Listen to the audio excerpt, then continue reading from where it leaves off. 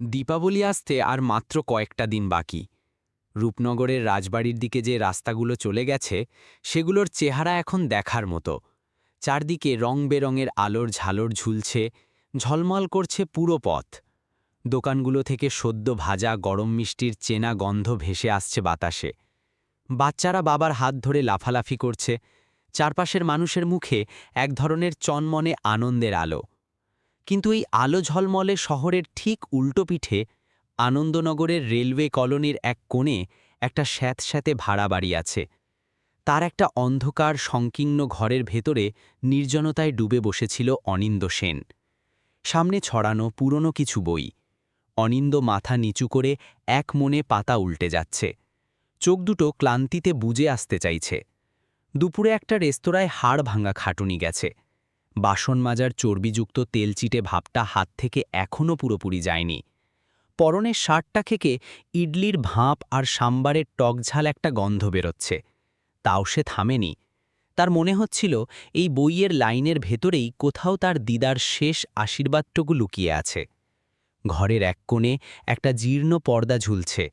তার ওপাশে একটা পাতলা ছেঁড়া তোশকের ওপর শুয়ে আছেন তার দিদা দয়াময়ী।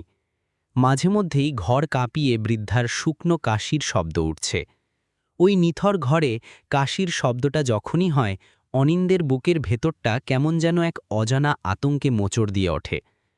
অনিন্দ কিন্তু সাধারণ কোনো ছেলে নয়। Acharya Prafullachandra institute of economics and লয়ের সবচেয়ে মেধাবী ছাত্র সে। অথচ বাস্তবতার এমনই পরিহাস, নতুন সেমিস্টারের বই কেনার মতো সামান্য টাকাটাও তার পকেটে নেই। প্রতিদিনের জীবনটা যেন একটা বাঁধা ছকে চলে। দিনে ক্লাস করা, রাতে মালতী মাসির দক্ষিণ ভারতীয় খাবারের দোকানে ঘাম ঝরানো কর্মচারী হিসেবে কাজ করা, আর সকালে আবার সেই একই চেনা লড়াইয়ের মুখোমুখি হওয়া। কোনো আকাশছোঁয়া স্বপ্ন নেই তার। অনিন্দ শুধু চায় যে কোনো উপায়ে দিদার চিকিৎসাটুকু যেন করাতে পারে। বুড়ো মানুষের স্নেহের হাতটা যেন মাথার ওপর থাকে।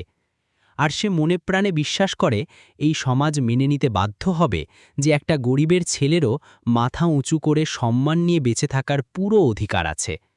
সেই নিঝুম রাতে জানালার ভাঙা কাঁচ দিয়ে বাইরে তাকালো অনিন্দ। আলোয় ভাসছে পুরো রূপনগর শহর। সবাই যখন উৎসবে মেতে আনন্দ করছে, অনিন্দ তখন নিজের মনের ভেতর একটা নীরব প্রতিজ্ঞা করছিল। আর যাই হোক, এবার সে পরিস্থিতির কাছে কোনো অবস্থাতেই হার মানবে না।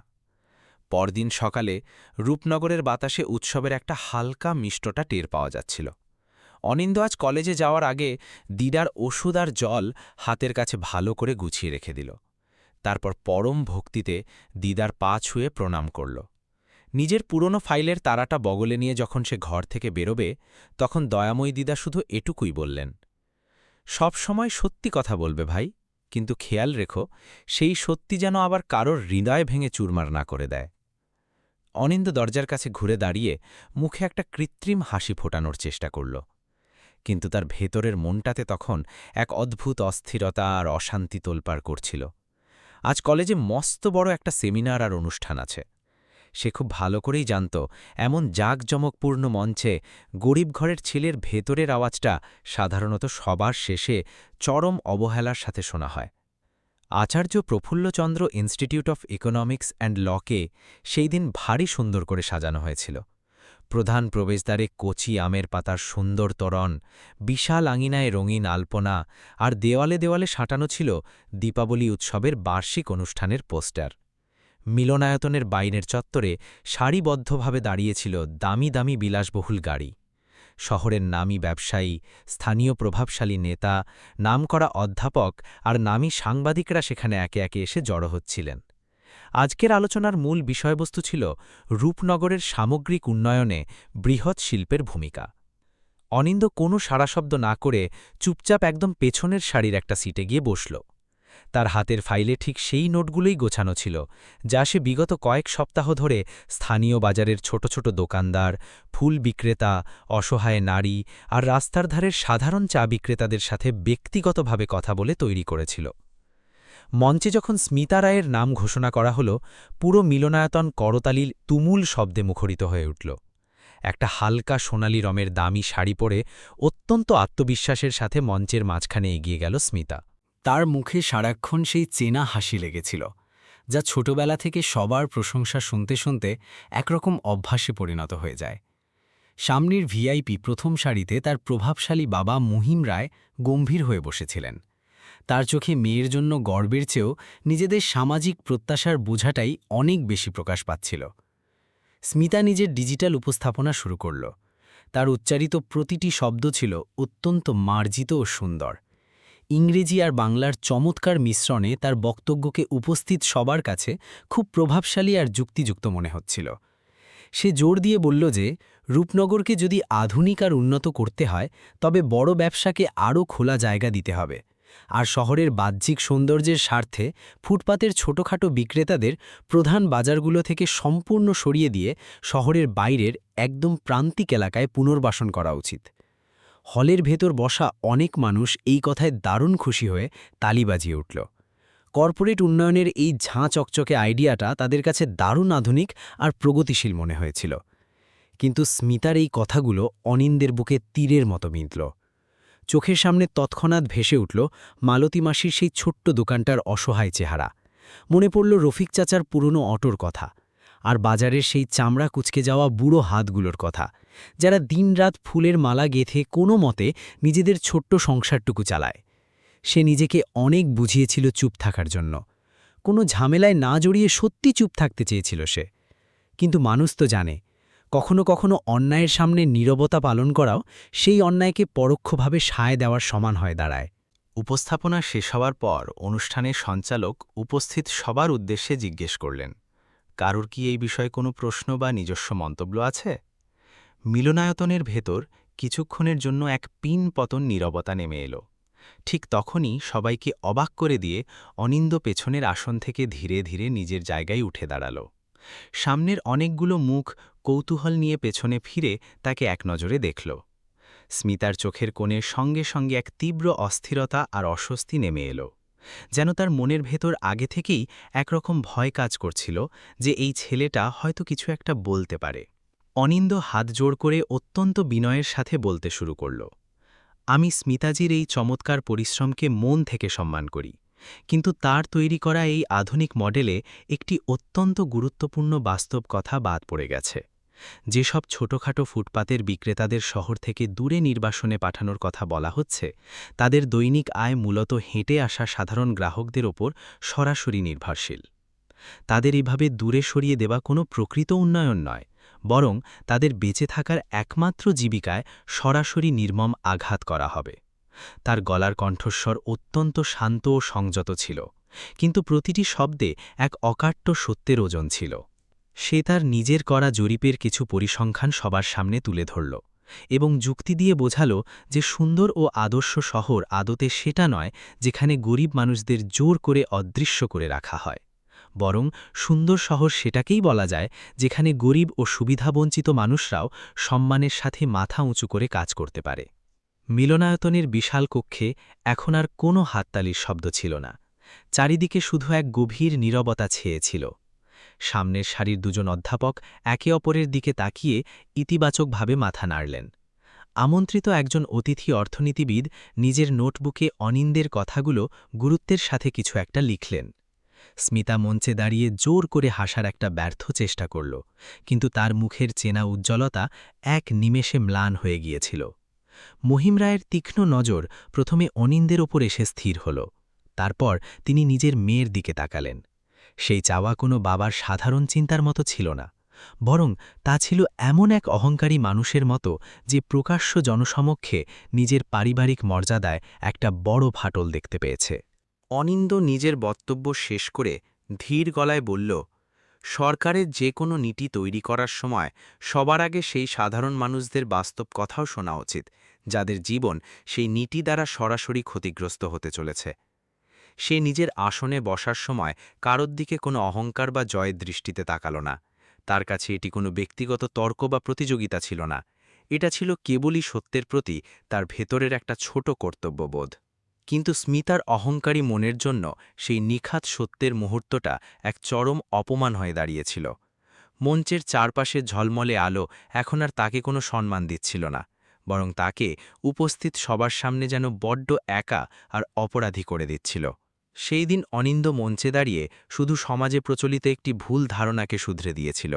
সে কি তখন বিন্দুমাত্র জানত যে কিছু প্রভাবশালী মানুষের জন্য নগ্ন সত্যের মুখোমুখি হওয়া যে কোনো অপমানের চেয়েও অনেক বেশি বিপজ্জনক ও ক্ষতিকর হয়? অনুষ্ঠান শেষ হতেই মিলনায়তন থেকে আমন্ত্রিত মানুষজন ধীরে ধীরে বাইরের দিকে বেরোতে লাগল, কিন্তু তাদের নিজেদের মধ্যকার কথাবার্তা তখনও ওই একটি ছেলের বলা কথার আশেপাশেই অনবরত ঘুরপাক খাচ্ছিল। কেউ কেউ নিজেদের মধ্যে বলছিল যে অনিন্দ আজ সমাজের খুব সঠিক এবং বাস্তব একটি বিষয় সবার সামনে তুলে ধরেছে। আবার কেউ বলছিল যে এরকম যোগ্য ও মাটির কাছাকাছি থাকা ছাত্রদেরই আসলে স্কলারশিপ পাওয়া উচিত। এই প্রশংসাসূচক শব্দগুলো এক এক করে স্মিতার কান পর্যন্ত এসে পৌঁছাচ্ছিল। সে বাইরে কৃত্রিম উপায়ে ঠোঁটে হাসি বজায় রেখেছিল, কিন্তু তার ভেতরের আভিজাত্যের অহংকার যেন কেউ এই বিশাল ভিড়ের সামনে টেনে হিঁচড়ে খুলে রেখে দিয়েছিল। স্মিতা ছোটবেলা থেকেই চারপাশের মানুষের শুধু হাততালি আর তোষামত শুনতে অভ্যস্ত ছিল। কোনো কঠিন প্রশ্নের মুখোমুখি হওয়া তার চেনা অভ্যাসে ছিল না। মহিম রায় অত্যন্ত গম্ভীর মুখে নিজের আসন থেকে উঠে দাঁড়ালেন। তিনি মুখে মেয়েকে একটি শব্দও বললেন না, শুধু স্মিতাকে এক শীতল ও রাগান্বিত দৃষ্টিতে দেখলেন এবং সোজা ভিআইপি লাউঞ্জের ভেতরের দিকে এগিয়ে গেলেন। স্মিতা পরিস্থিতি দেখে খুব ভালো করেই বুঝতে পারল যে তাকে এখন অপরাধীর মতো বাবার পিছু পিছু যেতে হবে। লাউঞ্জের ভেতরের ঘরের ভারী দরজা বন্ধ হতেই বাইরের চারপাশের সব কোলাহল আর আওয়াজ অস্পষ্ট হয়ে গেল। মহিম রায় নিজের হাতের দামি ঘড়িটার দিকে তাকালেন, তারপর তীব্র ক্ষোভে নিজের মেয়ের দিকে ঘুরলেন। তার মুখে এই মুহূর্তে রাগের চেয়েও বেশি এক গভীর হতাশার ছাপ ছিল, আর সেই শীতল হতাশা স্মিতাকে ভেতরের দিক থেকে আরও অনেক বেশি মানসিকভাবে বিঁধছিল। তুমি কি জানো আজ বাইরে উপস্থিত মানুষ আসলে কি দেখল?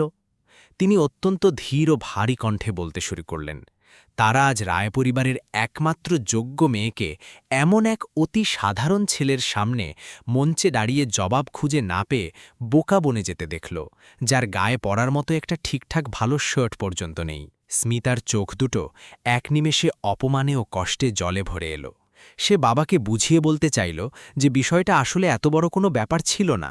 অনিন্দ শুধু সাধারণ একটি মন্তব্য করেছিল এবং সে পরের বার নিজেকে আরও ভালো করে প্রস্তুত করে মঞ্চে যাবে। কিন্তু মহিম রায় নিজের হাত তুলে তাকে মাঝপথেই থামিয়ে দিলেন। তার কাছে এটি কেবল মেয়ের কোনো সাধারণ ভুল ছিল না, এটা ছিল তার তৈরি করা সামাজিক ও পারিবারিক মর্যাদায় এক মস্ত বড় ফাটল। তিনি লাউঞ্জের টেবিলে রাখা একটি দরকারি ফাইল নিজের হাত দিয়ে মেয়ের সামনে সরিয়ে দিলেন। তাতে বিদেশি উচ্চশিক্ষার স্কলারশিপের সাথে জড়িত সমস্ত গুরুত্বপূর্ণ কাগজপত্র গোছানো ছিল। এই স্কলারশিপটা যে কোনো মূল্যে তোমার চাই স্মিতা। আগামী মাসে আমাদের নতুন চেইন হোটেল প্রকল্পের বড় ঘোষণা আছে। মিডিয়া আর সমাজের দেখা উচিত যে আমার মেয়ে এই শহরের সবচেয়ে যোগ্য ও মেধাবী ছাত্রী।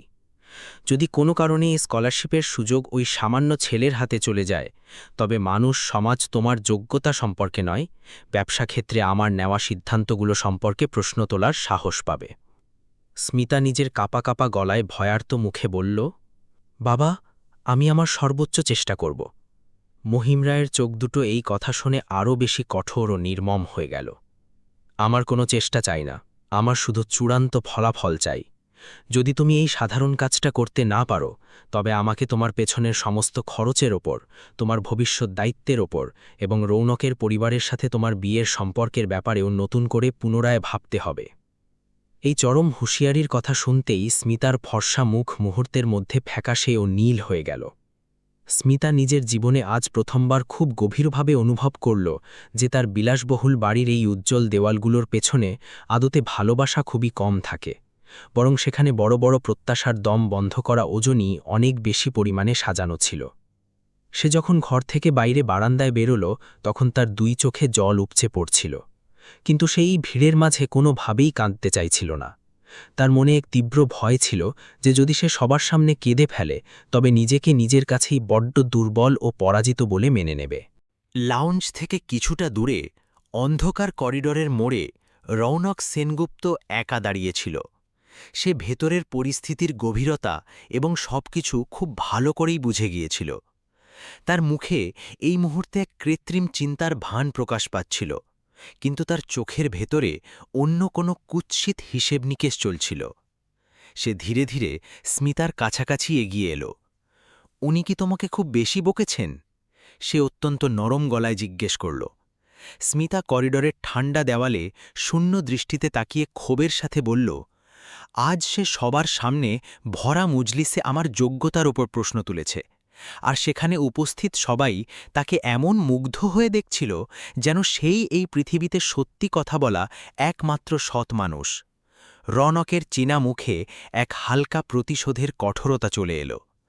অনিন্দের প্রতি তার ভেতরের এই তীব্র ঈর্ষা ও ক্ষোভ বেশ পুরনো ছিল। কয়েক সপ্তাহ আগে কলেজের কেন্দ্রীয় লাইব্রেরিতে অনিন্দ তার তৈরি করা মস্ত রিসার্চ পেপারের কিছু চুরির অংশের ওপর সরাসরি প্রশ্ন তুলে ধরেছিল। তখন পরিস্থিতি বুঝে কথা আর বেশি দূর এগোয়নি, কিন্তু রনক খুব ভালো করেই জানত যে যদি ওই সাধারণ ছেলেটি একবার সবার সামনে মুখ খোলে, তবে তার এতদিনের কষ্ট করে তৈরি করা সামাজিক মর্যাদা এক নিমেষে ধুলোয় মিশে যেতে পারে। তুমি আসলে পুরো ব্যাপারটা বুঝতে পারছ না, রনক ধীরে ধীরে স্মিতার কানের কাছে এসে ফিসফিস করে বলল। অনিন্দ শুধু তোমারই বিদেশের স্কলারশিপের পথের একমাত্র বাধা নয়, সে আসলে ওই সব কিছুর পথে এক মস্ত বড় বাধা, যা আমরা এত বছর ধরে নিজেদের ক্ষমতার জোরে সামলে রেখেছি। এমন নিচু স্তরের মানুষ যতদিন চুপচাপ মুখ বুজে থাকে ততদিন ঠিক আছে, কিন্তু যখন তারা সমাজ নিয়ে বলতে শুরু করে, তখন তারা সমাজের সবাইকে এক লাইনে কাঠগড়ায় দাঁড় করিয়ে দেয়। স্মিতা প্রথমবার নিজের চোখ তুলে তার দিকে খুব ভালো করে তাকালো। রৌনকের এই চেনা কণ্ঠে কোনো প্রকৃত সহানুভূতি ছিল না, সেখানে ছিল কেবলই প্রতিশোধের এক শীতল ও নির্মম আগুন। সে আরও বলতে লাগল, তাকে শুধু প্রতিযোগিতায় হারানোই আমাদের জন্য যথেষ্ট হবে না, তাকে সমাজ আর কলেজের চোখে এমনভাবে নিচে টেনে ফেলতে হবে যাতে ভবিষ্যতে তার মুখের কোনো সত্যের ওপরও কেউ কোনোদিন বিন্দুমাত্র ভরসা না করতে পারে। কিছুক্ষণ দুজনেই সেই নিস্তব্ধ জায়গায় সম্পূর্ণ চুপচাপ দাঁড়িয়ে রইল। বাইরে বিশাল খেলার মাঠে দীপাবলির রঙিন আলো আর বাজি চমকাচ্ছিল, কিন্তু ওই নিস্তব্ধ ও দীর্ঘ করিডোরে ভেতরের অন্ধকার যেন আরও বেশি গভীর ও কালচে হয়ে গিয়েছিল। স্মিতার মনে এতক্ষণ যে অবমাননার আঘাত ছিল, তা অপমানের আগুনে ধীরে ধীরে তীব্র ঘৃণায় বদলাতে লাগল। রৌনক শেষবারের মতো ঘাড় ঘুরিয়ে ফাঁকা মিলনায়তনের দিকে কুটিল চোখে দেখল এবং ধীর গলায় বলল, কিছু নিচু স্তরের মানুষকে সময় মতো তাদের আসল জায়গা মনে করিয়ে দিতে হয়, আর আমি খুব ভালো করেই জানি এই ঐতিহ্যবাহী কলেজের আসল চাবি কার পকেটে থাকে। রৌনকের সেই কুৎসিত কথাগুলো স্মিতার মনের গভীরে বারবার প্রতিধ্বনিত হতে লাগল, কিন্তু কলেজের ঠিক অন্য প্রান্তে অনিন্দ নিজের চেনা শান্ত দুনিয়ায় ফিরে এসেছিল। সেই দুনিয়া যেখানে বড় বড় বিলাসবহুল গাড়ি বা টাকার অহংকার ছিল না, কিন্তু সাধারণ মানুষের নিঃস্বার্থ উপকার আর ভালোবাসা মানুষকে চরম বিপদেও ভেঙে পড়তে দেয় না। চারদিকে তখন সন্ধ্যা নেমে আসছিল। অনিন্দ কলেজ থেকে সোজা মালতী মাসির ইডলির দোকানে নিজের কাজে পৌঁছে গেল। দোকানটা দেখতে অত্যন্ত সাধারণ আর জীর্ণ ছিল। ওপরে টিনের ছাদ, বসার জন্য দুটো পুরনো কাঠের বেঞ্চ, কোনায় অনবরত ভাপ ওঠা রান্নার বড় বড় বাসন, আর দেওয়ালে ভক্তি ভরে টাঙানো দেবী দুর্গার একটি সুন্দর ছবি। অনিন্দ তার হাতের দরকারি ফাইলটা একপাশে যত্ন করে রাখল, আর চুপচাপ বালতি থেকে জল নিয়ে কাস্টমারদের এঁটো প্লেট ধুতে লাগল। মালতীমাসি উনানের ধার থেকে তাকে এক নজর দেখেই মায়ের মমতায় বুঝে গেলেন যে আজ তার মনে ভারী কোনো চিন্তা বা ঝড় চলছে। কিরে অনিন্দ, হাত দুটো তো এখানে বাসন মাজছে, কিন্তু মনটা অন্য কোনো দুনিয়ায় ছুটছে। তিনি বড় চামচ দিয়ে সাম্বার নাড়তে নাড়তে স্নেহের সুরে বললেন। অনিন্দ নিজের মুখে একটা হালকা হাসির রেখা ফুটিয়ে তুলল। কিছু না মাসি, আজ কলেজে একটা বড় অনুষ্ঠান ছিল। কিছু না বলা মানুষের মুখ কখনো এমন শুকনো হয় না, মাসি ধমকের সুরে বললেন। তারপর একটা তাজা কলার পাতায় দুটো গরম ধোঁয়া ওঠা ইডলি রাখলেন, ওপর থেকে একটু খাঁটি ঘি ঢেলে দিলেন, আর পরম মমতায় তার সামনে খাওয়ার জন্য এগিয়ে দিলেন। আগে খালি পেটে থাকা ছেলে নিজের পেট ভরাক। নিচে না খেয়ে দুনিয়ার চিন্তা করলে পথের মাঝেই একদিন ধপাস করে পড়ে যাবে। অনিন্দ প্রথমে লজ্জায় বারণ করতে চাইল, কিন্তু মাসির শাসানো চোখের সামনে তার আর না বলার কোনো সাহস হল না। মুখের ভেতর প্রথম গ্রাস ইডলিটা খেতেই তার মনে হলো যেন সারা দিনের সমস্ত মানসিক ক্লান্তি আর ক্ষোভ মুহূর্তের মধ্যে কিছুটা গলে গেল। মাসি উনানের আঁচ কমাতে কমাতে ধীর কণ্ঠে জিজ্ঞেস করলেন, তোর দিদার ওই দামি ওষুধগুলো আর কয়দিনের বেঁচে আছে রে? অনিন্দ লজ্জায় ও অসহায়তায় নিজের মাথা নিচু করে নিল। মাসি মুখে আর বাড়তি কিছু বললেন না, শুধু উনানের পাশে লুকিয়ে রাখা নিজের ছোট আয়ের কৌটো থেকে একটা দুটো করে গুনে 200 টাকা অনিন্দের পকেটে জোর করে গুজে রেখে দিলেন। গরিব ও সাধারণ মানুষ সমাজকে সাহায্য করার সময় কখনো ঢাকঢোল পিটিয়ে শোরগোল করে না, কারণ তারা খুব ভালো করেই জানে যে একজন অভাবী মানুষের কাছে তার আত্মসম্মানটুকুও রুটির মতোই সমপরিমাণ জরুরি হয়। ঠিক তখনই দোকানের বাইরে একটা পরিচিত অটোর হর্নের আওয়াজ শোনা গেল। রফিক চাচা তার পুরনো সবুজ হলুদ রঙের অটোটি দোকানে ঠিক কাছে এনে থামাল, আর তার চেনা স্বভাবসুলভ ভঙ্গিতে হাসতে হাসতে বলল, আরে আমাদের বাড়ির মস্ত বিদ্বান সাহেব, আজ কি আবার লাইব্রেরির মোটা মোটা বইয়ের সাথে যুদ্ধ হল? রফিক চাচার সাদা ঘন দাড়িতে সারাদিনের রাস্তার ধুলোবালি জমেছিল, কিন্তু তার গলার কণ্ঠে এক অকৃত্রিম আপনজন ভাব প্রকাশ পাচ্ছিল। সে প্রায়শই দয়াময়ী দিদাকে বিনা পয়সায় নিজের অটোতে করে হাসপাতালে নিয়ে যেত, আর ভাড়ার কথা উঠলেই সবসময় হেসেই উড়িয়ে দিয়ে বলতো, যখন তুই অনেক বড় কোনো মানুষ হবি তখন সুদে আসলে সব হিসেব একবারে চুকিয়ে দেব। সে বেঞ্চে বসে মাসিল হাতের চা খেতে খেতে বলল, কাল সকালে যদি দিদাকে আবার রুটিন চেকআপের জন্য বড় হাসপাতালে নিয়ে যেতে হয়, তবে যাওয়ার আগে আমাকে শুধু একবার ডেকে দিস। তুই নিশ্চিন্তে নিজের কলেজ যাস, আমি নিজেই তাকে যত্ন করে অ্যাপোলো হসপিটালে রেখে আসব। অনিন্দের কাছে এই মুহূর্তে রফিক চাচাকে ধন্যবাদ বলার জন্য মুখের কোনো শব্দ খুঁজে পাওয়া গেল না। তার মনের ভেতর মনে হল, যার কাছেই নিষ্ঠুর পৃথিবীতে নিজের বলার মতো খুব কম কিছু থাকে, তার জন্য এরকম নিঃস্বার্থ সাধারণ মানুষরাই আসলে এক একটা সত্যিকারের পরিবার হয়ে দাঁড়ায়। দোকানের সমস্ত কাজ শেষ হতে হতে রাতের অন্ধকার আরও অনেক বেশি গভীর হয়ে গিয়েছিল, কিন্তু সামনেই ফাইনাল পরীক্ষা খুব কাছে ছিল।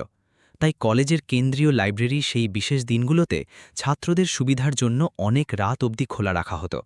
শরীরে চরম ক্লান্তি থাকা সত্ত্বেও নিজের সিলেবাসের অসম্পূর্ণ কঠিন অধ্যায়গুলো তার মনের ভেতর অনবরত বীজছিল। সে টেবিল থেকে নিজের ফাইল তুলে নিয়ে আবার কলেজের চত্বরের দিকে পা বাড়াল। প্রধান গেটের সামনে বুড়ো দ্বাররক্ষী দেবনাথবাবু চেয়ারে বসেছিলেন। তার গায়ের খাকি ইউনিফর্মটা অনেক পুরনো ও তালি মারা ছিল, কিন্তু মাথার টুপিটা সবসময় নিয়ম মেনে সোজা হয়ে থাকত। তিনি রাতের সিকিউরিটি রেজিস্টারটি ভালো করে দেখলেন আর গম্ভীর কণ্ঠে বললেন, ভেতরে থাকার তো সময় প্রায় শেষ হতে চলেছে বাবা। অনিন্দ অত্যন্ত বিনীতভাবে অনুরোধের সুরে বলল, শুধু আর আধ ঘন্টা সময় দিন দাদু, কালকের পরীক্ষার জন্য এই অধ্যায়টি যেভাবেই হোক আজ শেষ করতে হবে। দেবনাথবাবু কিছুক্ষণ নীরব দৃষ্টিতে তার দিকে তাকিয়ে রইলেন, তারপর হাতের রেজিস্টার খাতাটি তার দিকে এগিয়ে দিলেন। নিজের নাম আর সময়টা লিখে দাও, পরীক্ষার বিশেষ সপ্তাহে আধ ঘন্টার নিয়ম বহির্ভূতভাবে আরও চলে যাবে। যাওয়ার সময় সবকটা আলো নিজের দায়িত্বে নিভিয়ে যেও। তার কণ্ঠস্বর কর্তব্যবশত কঠোর ছিল, কিন্তু চোখের দৃষ্টিতে এক স্নেহ কাজ করছিল। সে আসলে অনিন্দের একরোখা জেদের মধ্যে নিজের পরলোকগত নাতনির সেই পুরনো স্বপ্নগুলোকে দেখতে পেতেন, যে একদিন বইয়ের সাহায্যে নিজের ভাগ্য আর এই জরাজীর্ণ জীবনকে পুরোপুরি বদলে দিতে চেয়েছিল। লাইব্রেরির একদম পেছনের অন্ধকার কোণায় অনন্যা শেট্টি একা পড়াশোনা করছিল। সে স্বভাবগতভাবেই ভীষণ শান্ত মৃদুভাষী এক মেয়ে ছিল, যে অনিন্দের এই সততা ও কঠোর পরিশ্রমকে মনে প্রাণে ভীষণ সম্মান করত। কিন্তু স্মিতার মতো অত্যন্ত প্রভাবশালী ও ধনী দলের সাথে শত্রুতা করে দূরত্ব বজায় রাখার মতো মানসিক সাহস তার নিজের মধ্যে বড্ড কম ছিল। সে এদিক ওদিক তাকিয়ে অনিন্দকে খুব ধীরে ধীরে জিজ্ঞেস করল, আজ মিলনায়তনে যা যা হলো, তারপর থেকে সবকিছু ঠিকঠাক আছে তো তোমার সাথে? অনিন্দ নিজের টেবিলের মোটা বইটা খুলতে খুলতে শান্ত গলায় বলল, সামাজিক সামনে নগ্ন সত্যি কথা বলার পর সাময়িক কিছুটা ভয় নিশ্চয়ই লাগে অনন্যা, কিন্তু মনের ভেতর কখনো কোনো অনুশোচনা বা গ্লানি হওয়া উচিত নয়। অনন্যা এই গভীর কথাটি শুনে পুরোপুরি চুপ হয়ে গেল। অনন্যার মনে হল যেন অনিন্দের বলাই সহজ কথাটি শুধু স্মিতার অহংকার ভাঙার জন্য নয়, বরং তার নিজের ভেতরের ভীরতা আর ভয়ের জন্যেও এক মস্ত বড় চপেটাঘাত ছিল। সেই অন্ধকার রাতে অনিন্দ নিজের মনেও বিন্দুমাত্র জানত না যে যেই অবহেলিত মানুষদের ছোট ছোট ভালো কাজ আর ভালোবাসা তাকে আজ এতদূর সামলে রেখেছে, সেই সাধারণ মানুষরাই খুব শীঘ্রই তার জীবনের সবচেয়ে বড় অগ্নিপরীক্ষায় সত্যের একমাত্র জ্বলন্ত শিখা হয়ে তার পাশে এসে দাঁড়াবে। ঠিক সেই রাতেই যখন অনিন্দ লাইব্রেরির নিঝুম কোণায় বসে একা একা নিজের রিসার্চ নোটস সম্পূর্ণ করছিল, কলেজের মূল প্রশাসনিক ভবনের বন্ধ ঘরের ভেতরে এক অন্যরকম রহস্যময় নীরবতা ছড়িয়েছিল। সেখানে কোনো বইয়ের পবিত্র শান্তি বা জ্ঞান অর্জনের আলো ছিল না। সেখানে লুকিয়েছিল কোনো কুৎসিত উদ্দেশ্য চরিতার্থ করার এক শীতল ও জঘন্য নীল নকশা। রৌনক সেনগুপ্ত তার বাবার বন্ধ অফিসের দরজার বাইরে অন্ধকার করিডোরে একা দাঁড়িয়েছিল।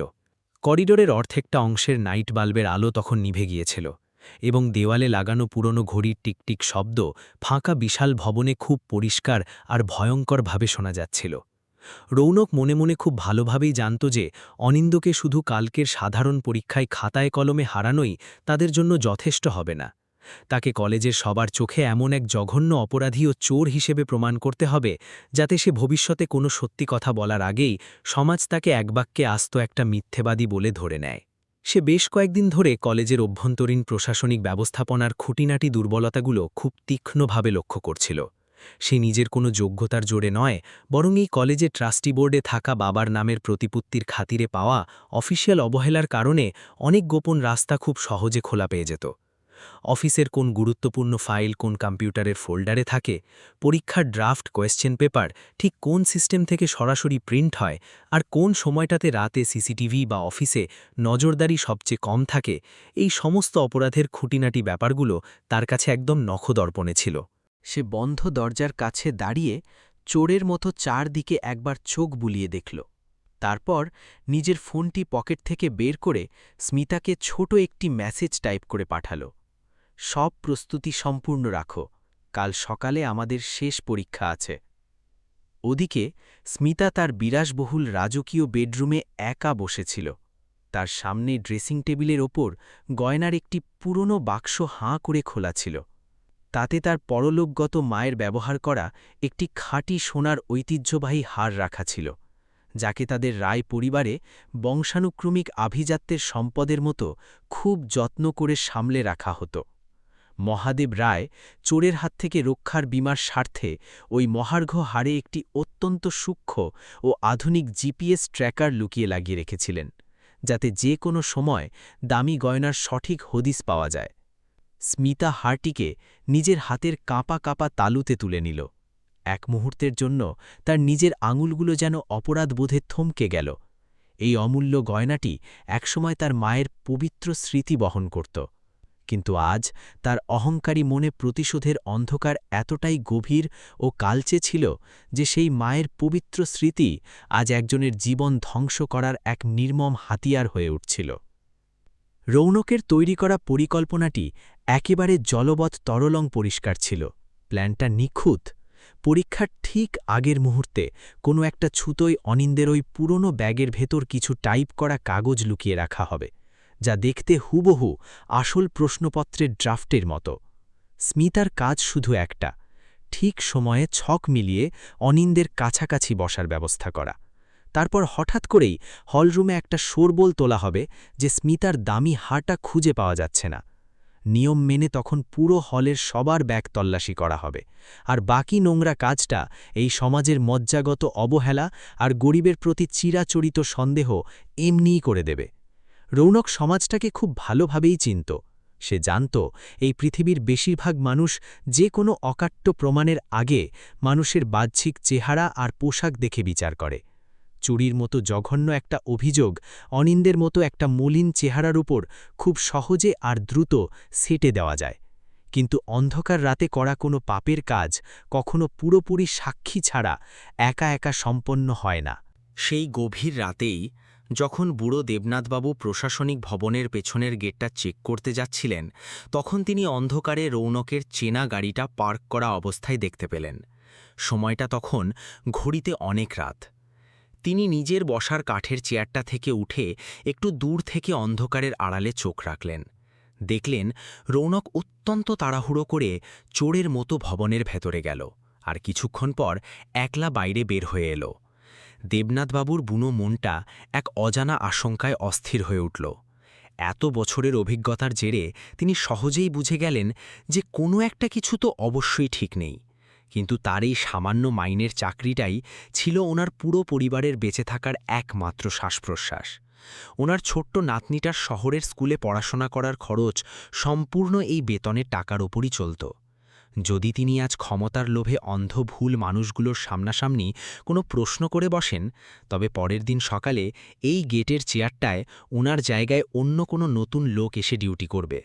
তিনি নিজের চোখে সব জঘন্য অন্যায় দেখলেন, তবুও নিজের পেটের দায়ে চুপ থেকে গেলেন। যাপিত জীবনের নির্মম বাধ্যবাধকতা কখনো কখনো মানুষের মুখের আওয়াজ শুধু কেড়ে নেয় না, বরং মানুষের ভেতরের অন্যায়ের বিরুদ্ধে লড়াই করার অন্তিম সাহসটুকুও কেড়ে নেয়।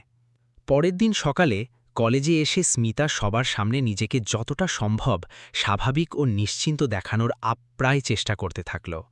সে তার বান্ধবীদের আড্ডার মাঝে কৃত্রিমভাবে হাসল, কিন্তু তার চোর মন আর চোখের নজর বারবার করিডোরে থাকা অনিন্দের ওপর গিয়ে আটকে যাচ্ছিল। অনিন্দ এই সমস্ত নোংরা ষড়যন্ত্রের বিন্দুমাত্র কিছুই জানত না। সে একমনে তার সেই পুরনো তালিমারা নোটসের পাতার ভেতরে গভীর মনোযোগ দিয়ে ডুবেছিল, যেন তার এই ছোট দুনিয়ায় শুধু কালকের শেষ পরীক্ষা, দিদার হাসপাতালের চিকিৎসা আর বিদেশের ওই স্কলারশিপটাই একমাত্র বেঁচে থাকার সম্বল হিসাবে অবশিষ্ট আছে। তার এই মুখের নিষ্পাপ ও নিশ্চিন্ত ভাব স্মিতার ভেতরের অপরাধী মনকে আরও বেশি তীরের মতো বিচ্ছিল। পরীক্ষার আগের দিন সন্ধ্যায় ক্যাম্পাসের পুরনো রেন্ট্রি গাছগুলোর ছায়ার নিচে স্মিতা আর ও রৌনক আবার গোপনে একে অপরের সাথে মিলল। দূর থেকে শহরের আকাশে উৎসবের আতশবাজির আওয়াজ ভেসে আসছিল, কিন্তু উৎসবের সেই আলো ওদের দুজনের মনের অন্ধকারটাকে ছুঁতে পারছিল না। সবকিছু ঠিকঠাক সেট করেছ তো? রৌনক নিজু স্বরে জিজ্ঞাসা করল। স্মিতার গলাটা একটু কেঁপে গেল। যদি কোনোভাবে ওই হাত থেকে বেঁচে যায়? রৌনক কুটিলভাবে হাসল। আরে, কলেজ আর সমাজ যে ছেলেকে আগে থেকেই গরিব আর অসহায় বলে চেনে, তাকে সবার সামনে চোর প্রমাণ করতে বেশি খাটতে হয় না। স্মিতার মনের কোণে বিবেকের একটা মৃদু কামড় বসল। ভেতর থেকে একটা জোরালো প্রশ্ন ধাক্কা দিল, এই নোংরা কাজটা কি সত্যিই খুব দরকার ছিল? কিন্তু তখনই বাবার সেই রাতের শীতল নির্মম কণ্ঠস্বর, হলভর্তি মানুষের সেই থমথমে নীরবতা আর অনিন্দের ওই শান্ত মুখটা এক এক করে মনে পড়ে গেল ওর। সে মাথা ঝাঁকিয়ে নিজের দ্বিধাটুকু ছেড়ে ফেলল। ওদিকে সেই মাঝরাতেই অনিন্দ যখন দোকান বন্ধ করে ক্লান্ত শরীরে বাড়ি ফিরল, তখন ঘরের আবছা আলোয় দেখল দয়াময়ী দিদা নিজের প্রেসক্রিপশন আর ওষুধের পুরনো চিরকুটটা বালিশের নিচে লোকাচ্ছেন। অনিন্দ সব দেখেও দিদাকে কষ্ট না দেওয়ার জন্য না দেখার ভান করল। কিছু কষ্ট এত গভীর হয় যে তা নিয়ে বেশি ঘাঁটাঘাঁটি করলে ক্ষতটা আরও বাড়ে। সে চুপচাপ বিছানার পাশে দিদার পায়ের কাছে বসে পড়ল। দেওয়ালে পুরনো ঘড়ির একঘেয়ে টিকটিক শব্দ হচ্ছিল। বাইরে রেললাইন দিয়ে মাঝে মাঝে রাতের দূরপাল্লার ট্রেনের ভারী আওয়াজ চলে যাচ্ছিল। আর ঘরের ভেতর দিদার কষ্টের নিঃশ্বাসের ওঠানামা খুব পরিষ্কার শোনা যাচ্ছিল। দিদা ওর দিকে মমতায় তাকালেন, মুখটা হাসি খুশি করার চেষ্টা করলেন। কিরে ভাই, রাতে ঠিকঠাক খেয়েছিস তো? অনিন্দ বাধ্য ছেলের মতো মাথা নাড়ল। হ্যাঁ দিদা, মালতী মাসি দোকানে গরম গরম খাইয়ে দিয়েছে। ওর বলা সেই রাতের মিথ্যেটা পুরোপুরি মিথ্যে ছিল না। খাবার মুখে সে তুলেছিল ঠিকই, কিন্তু কালকের পরীক্ষার টেনশনে সেই খাবার স্বাদ পেটে পৌঁছনোর আগেই যেন হারিয়ে দিয়েছিল। কাল সকালেই যে ওদের এই সেমেস্টারের একদম শেষ পরীক্ষা। এই একটা পরীক্ষার উপরে নির্ভর করছিল বিদেশের ওই স্কলারশিপটার ভাগ্য। ওটা শুধু একটা বিদেশ যাওয়ার টিকিট ছিল না, ছিল দিদার এই ধকপক করতে থাকা দুর্বল হাড়টাকে বাঁচিয়ে রাখার শেষ খড়কুটো। দিদা আস্তে আস্তে বিছানার পাশে রাখা পুরনো কাঠের বাক্সটা টেনে নিজের কাছে নিলেন। সেই বাক্সের ভেতর যত্নে রাখা কিছু জীর্ণ কাপড়, ঠাকুরের একটা ছোট ছবি, পুরনো আমলের কয়েকটা তামার কয়েন আর লাল সুতোর একটা ছোট পুটলি। নিজের কাঁপা কাঁপা শীর্ণ হাতে সেই পুটলি থেকে একটা লাল পবিত্র সুতো বের করলেন দিদা। তারপর পরম স্নেহে অনিন্দের ডান হাতের কবজিতে শক্ত করে বেঁধে দিতে লাগলেন। বয়সের ভারে উনার আঙুলগুলো থরথর করে কাঁপছিল ঠিকই, কিন্তু সেই চেনা স্পর্শে এমন এক ওম আর ভরসা ছিল যা পৃথিবীর কোনো দামি ওষুধেও কোনোদিন পাওয়া যায় না। এই সুতো তোকে পরীক্ষায় পাশ করিয়ে দেওয়ার কোনো ম্যাজিক করবে না রে ভাই, দিদা খুব ধীর অথচ ভারী গলায় বললেন। এটা তোকে সারা জীবন মনে করাবে যে দুনিয়ায় যে কোনো হার-জিতের মুখোমুখি হওয়ার আগে মানুষের নিজের ভেতরটা, নিজের আত্মাটা পরিষ্কার রাখা সবচেয়ে বেশি জরুরি। অনিন্দ দিদার কথা শুনে আলতো করে হাসল। দিদা, পরীক্ষার ঠিক আগের মুহূর্তে তুমি সব সময় পড়াশোনা ভুলিয়ে দিয়ে আমাকে এক্কেবারে সাধু বানিয়ে ছাড়ো। দিদা পরম মমতায় ওর মাথায় হাত রাখলেন, আশীর্বাদ করলেন। আমাদের মতো গরিব মানুষের এই সমাজকে দেওয়ার মতো আর বেশি কী বা থাকে রে দাদু? দুটো ভালো কথা, মন থেকে দেওয়া একটু আশীর্বাদ, আর ওই ওপরওয়ালার নাম। তবে একটা কথা জীবনের শেষ দিন পর্যন্ত মনে রাখিস, খালি পকেট কখনো মানুষের লজ্জার কারণ হতে পারে না, কিন্তু মানুষের খালি আর নোংরা আত্মাটা সবসময় মস্ত বড় লজ্জার বিষয়।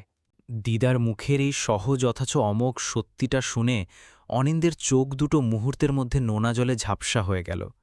সে চট করে নিজের মাথাটা নিচু করে নিল, যাতে এই অন্ধকারেও দিদা কোনোভাবেই তার চোখের জল আর বুকের ভেতরের কষ্টটা টের না পেয়ে যান। তারপর কান্না চেপে নিজের পড়ার টেবিলটার কাছে গিয়ে একা বসল।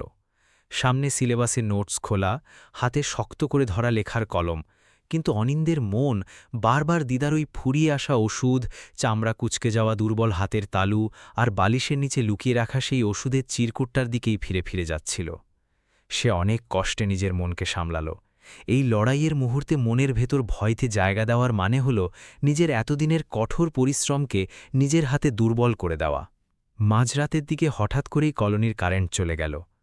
পুরো ঘর এক নিমেষে ঘুটঘুটে অন্ধকারে ডুবে গেল। অনিন্দ নিজের পুরনো মোবাইলের হালকা টর্চের আলোটা জ্বেলে নিল আর বইয়ের পাতাগুলোর উপর ঝুঁকে পড়ল। ফোনের ব্যাটারির চার্জ খুবই কম ছিল, কিন্তু তার মনের ভেতরের সংকল্প ছিল একদম দৃঢ়। হঠাৎ করেই ওর ছোটবেলার দিনগুলোর কথা মনে পড়ে গেল, যখন রাতে মাটির প্রদীপে কেরোসিন তেল বাঁচানোর জন্য দিদা সলতেটা ছোট করে রাখতেন আর মাথায় হাত বুলিয়ে বলতেন, প্রদীপ আকারে ছোট হলে কি হবে রে ভাই, প্রদীপের আলোয় মুখ থেকে বের হওয়া কথাগুলো সবসময় সত্যি হওয়া উচিত। সেই পুরনো চেনা স্মৃতিটাই আজ এই ঘোর অন্ধকারে তার ভেতরে নিভে যাওয়া আলোটা আবার নতুন করে জ্বেলে দিল। রাত ধীরে ধীরে ভোরের দিকে গড়াতে থাকল। কখনো সে গণিতে কঠিন সূত্রগুলো মনে মনে আওড়াত, কখনো চোখ বন্ধ করে পুরো অধ্যায়ের ইতিহাস মনে করার চেষ্টা করত। বাইরের রূপনগর শহরের কোনো এক দূর প্রান্ত থেকে আসা দীপাবলির উৎসবের কোলাহল এতক্ষণে সম্পূর্ণ স্তব্ধ হয়ে গিয়েছিল। এখন পুরো শহর গভীর ঘুমে আচ্ছন্ন, কিন্তু অনিন্দ একলা জেগেছিল। নিজের কোনো ব্যক্তিগত সুখের জন্য নয়, বরং সেই বৃদ্ধা অসুস্থ মানুষটার জন্য, যিনি নিজের খিদের কথা ভুলে সবসময় ওর উজ্জ্বল ভবিষ্যৎ দেখতে পেয়েছিলেন।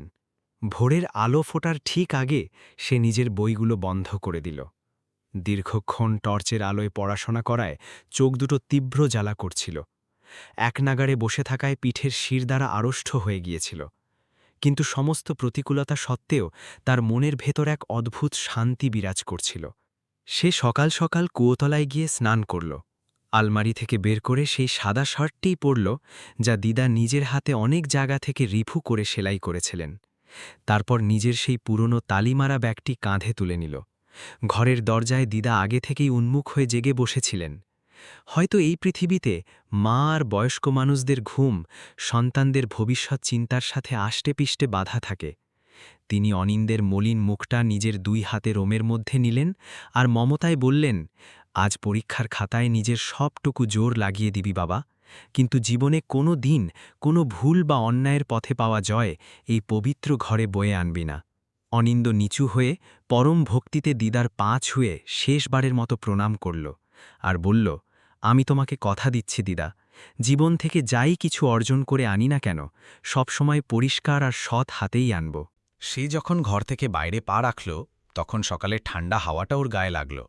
দূরে কোনো একটা মন্দির থেকে ভোরের মঙ্গলারতির ঘণ্টার আওয়াজ ভেসে আসছিল। সে নিজের ডান হাতের কবজিতে বাঁধা লাল সুতোটার দিকে একবার তাকালো আর বুক ভরে একটা দীর্ঘশ্বাস নিল। ওর মনের ভেতর কোথাও যেন মনে হচ্ছিল, আজকের এই নতুন সকালটা নিশ্চয়ই তার জীবনে কোনো একটা নতুন শুরুর ইশারা নিয়ে এসেছে। সে নিজের সরল মনে কি করেই বা জানবে যে এই সকালের আলোর আড়ালেই শহরের কিছু অত্যন্ত প্রভাবশালী আর ক্ষমতাশালী মানুষ তার জীবনের পথ চিরতরে বন্ধ করে দেওয়ার জন্য চারদিকে এক গভীর ষড়যন্ত্রের জাল বিছিয়ে রেখেছে। সকালের সেই শান্ত বাতাসের মাঝে অনিন্দ নিজের পুরানো আর জীর্ণ সাইকেলটা চালিয়ে ধীরে ধীরে কলেজের দিকে এগিয়ে যাচ্ছিল। ওর ডান হাতের কবজিতে শক্ত করে বাঁধা সেই লাল সুতোটা বারবার চোখে পড়ছিল, আর একই সাথে কানে বাজছিল দিদার বলা সেই শেষ কথাটা, জীবনে কোনোদিন কোনো ভুল বা অন্যায়ের পথ থেকে পাওয়া জয় এই পবিত্র ঘরে বয়ে আনবি না। রাস্তার মোড়ে হঠাৎ মালতী মাসি ওকে হাত নেড়ে থামিয়ে দিলেন, আর কলাপাতা দিয়ে খুব সুন্দর করে মোড়ানো ছোট্ট একটা গরম ইডলির প্যাকেট ওর হাতে জোর করে গুজে দিলেন। ওদিকে রফিক চাচা নিজের চলন্ত অটো থেকেই ওকে লক্ষ্য করে জোরে চেঁচিয়ে উঠল, আরে আমাদের বিদ্যায়ন সাহেব, আজ কিন্তু পরীক্ষার হলে গিয়ে প্রশ্নপত্রকে নিজের বুদ্ধি দিয়ে ভয় পাইয়ে দিয়ে আসবে। অনিন্দ এদের এই ভালোবাসা দেখে মনে মনে হাসল। এই চেনা আর সাধারণ মানুষদের দেওয়া ছোট ছোট আন্তরিক শুভকামনাগুলো তার মনের ভেতর সকাল থেকে জমে থাকা ভয় আর ঘাবড়ে যাওয়া ভাবটাকে মুহূর্তের মধ্যে অনেকটাই হালকা করে দিল। কলেজের মেন গেটে পৌঁছতেই আজ চারপাশের পরিবেশটা ওর কাছে একদম অন্যরকম আর গম্ভীর ঠেকল। গতকাল পর্যন্ত যেখানে কলেজের ছাত্রছাত্রীরা নানারকম সেজেগুজে হাসি মুখে দাঁড়িয়ে ছবি তুলছিল, আজ সেখানে প্রতিটি মুখ তীব্র টেনশনে নিজেদের পড়ার নোটসের ভেতর ঝোঁকেছিল। কেউ কেউ শেষবারের মতো পাতার ওপর চোখ বুলিয়ে কঠিন সূত্রগুলো মনে মনে আওড়াচ্ছিল, আবার কেউ কেউ একপাশে শান্ত হয়ে চোখ বন্ধ করে মনে প্রাণে ভগবানের কাছে প্রার্থনা করছিল। অনিন্দ নিজের সাইকেলটা প্রতিদিনের মতো ক্যাম্পাসের সেই পুরনো নিমগাছের ছায়ার নিচে স্ট্যান্ড দিয়ে দাঁড় করালো। নিজের ফাইল আর ব্যাগটা কাঁধে তুলে নিল, তারপর ধীর পায়ে মূল পরীক্ষা ভবনের ভেতরের দিকে এগিয়ে গেল। সে নিজের সরল মনে বিন্দুমাত্র জানত না যে কিছু কুটিল আর চেনা নজর আগে থেকেই দূর থেকে গোপনে তার আসার পথটা লক্ষ্য করছিল। পরীক্ষার বিশাল কক্ষের ভেতরে ঢুকে সে নিজের জন্য নির্ধারিত সিটে গিয়ে বসল, আর তার কাঁধের পুরনো ব্যাগটা চেয়ারের ঠিক নিচের ফাঁকা জায়গায় রেখে দিল। অনন্যা শেট্টি তার থেকে মাত্র কয়েক সিট পেছনেই নিজের জায়গায় বসেছিল। সে অনিন্দকে দেখতে পেয়ে হালকা করে মাথা নেড়ে এক অদ্ভুত আশঙ্কার সাথে তাকে শুভকামনা জানাল। এর ঠিক কিছুক্ষণ পর স্মিতা রায় অত্যন্ত গম্ভীর মুখে কক্ষের ভেতরে এসে প্রবেশ করল। আজ সে অন্য দিনের মতো কোনো জাঁকজমকপূর্ণ পোশাক না পরে খুব সাধারণ কিছু জামাকাপড় পরেছিল আর নিজের মুখটা যতটা সম্ভব শান্ত রাখার চেষ্টা করছিল। কিন্তু সমস্ত অভিনয়ের পরেও তার ভেতরে চোখের কোণে এক অদ্ভুত অপরাধবোধ আর তীব্র অস্থিরতা লুকিয়েছিল। সে নিজের চেনা পরিকল্পনা অনুযায়ী ইচ্ছে করে অনিন্দের ঠিক পাশের সারির সিটটাতে গিয়ে বসল। নিজের বসার জায়গা আর ফাইল ঠিকঠাক করার ছলে সে হঠাৎ করেই তার হাতের জলের বোতলটি ইচ্ছে করে নিচে মেঝেতে ফেলে দিল। বোতলের সমস্ত জল গড়িয়ে অনিন্দের চেয়ারের নিচে রাখা ব্যাগের ঠিক কাছাকাছি চারপাশে ছড়িয়ে পড়ল। সে তৎক্ষণাৎ অপরাধীর মতো ঝুঁকে মেঝে থেকে বোতলটি তুলতে লাগল, আর কিছু মুহূর্তের জন্য অনিন্দের ব্যাগের খুব কাছাকাছি নিজের হাত নিয়ে সেখানে থমকে দাঁড়িয়ে রইল। অনিন্দ পরিস্থিতি দেখে শুধু এতটুকুই করল যে নিজের পুরনো ব্যাগটা জল থেকে বাঁচানোর জন্য তার হাত দিয়ে একটু পেছনের দিকে টেনে নিল।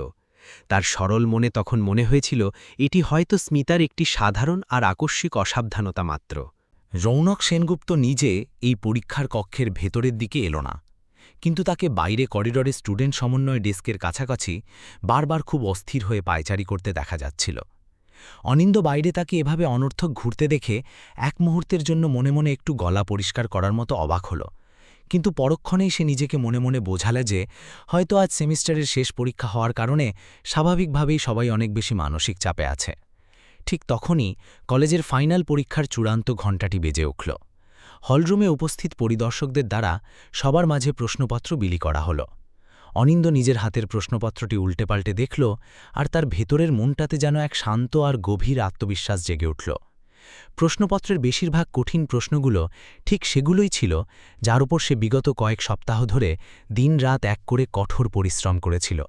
সে লিখতে শুরু করার আগে এক মুহূর্তের জন্য নিজের চোখ দুটো বন্ধ করে মনে মনে দয়াময়ী দিদাকে স্মরণ করল।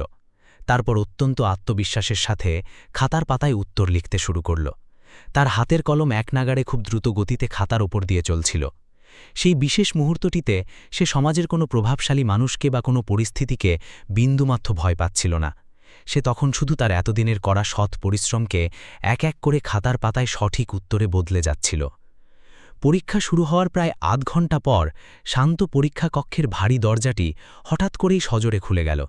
সবাইকে অবাক করে দিয়ে দুজন কলেজের শৃঙ্খলা কমিটির উচ্চপদস্থ পরিদর্শক এবং কড়া নিরাপত্তাকর্মী একসাথে হলের ভেতরে এসে প্রবেশ করলেন। প্রধান পরিদর্শকের মুখের অবয়ব অত্যন্ত গম্ভীর ও কঠোর ছিল। তিনি ক্লাসরুমের মাঝখানে দাঁড়িয়ে খুব উঁচু গলায় উপস্থিত সবাইকে নির্দেশ দিয়ে বললেন, এই মুহূর্তে হলে উপস্থিত সমস্ত ছাত্রছাত্রীরা নিজেদের লেখা সম্পূর্ণ বন্ধ করুন আমাদের কাছে সুনির্দিষ্ট গোপন খবর পাওয়া গেছে যে এই কক্ষে পরীক্ষা দেওয়া কোনো এক ছাত্রের কাছে পরীক্ষা সংক্রান্ত অত্যন্ত গোপনীয় ও অবৈধ সামগ্রী লুকিয়ে রাখা আছে। এই আকস্মিক কথা শুনে পুরো ঘরের ভেতরের ছাত্রদের মাঝে এক মস্ত বড় শোরগোল ফিসফিসানি পড়ে গেল। আশপাশের চেয়ারগুলো এদিক ওদিক সরতে লাগল। উপস্থিত প্রতিটি ছাত্রের চেনা মুখে এক চরম ঘাবড়ে যাওয়া ভাব ও আতঙ্ক নেমে এলো। অনিন্দ পরিদর্শকের কথা শুনে নিজের হাতের কলমটি শান্তভাবে টেবিলের ওপর রেখে দিল। তার মনে নিজের সততার করণে কোনো প্রকার ভয় ছিল না। তার মনে শুধু এক তীব্র আশ্চর্য কাজ করছিল।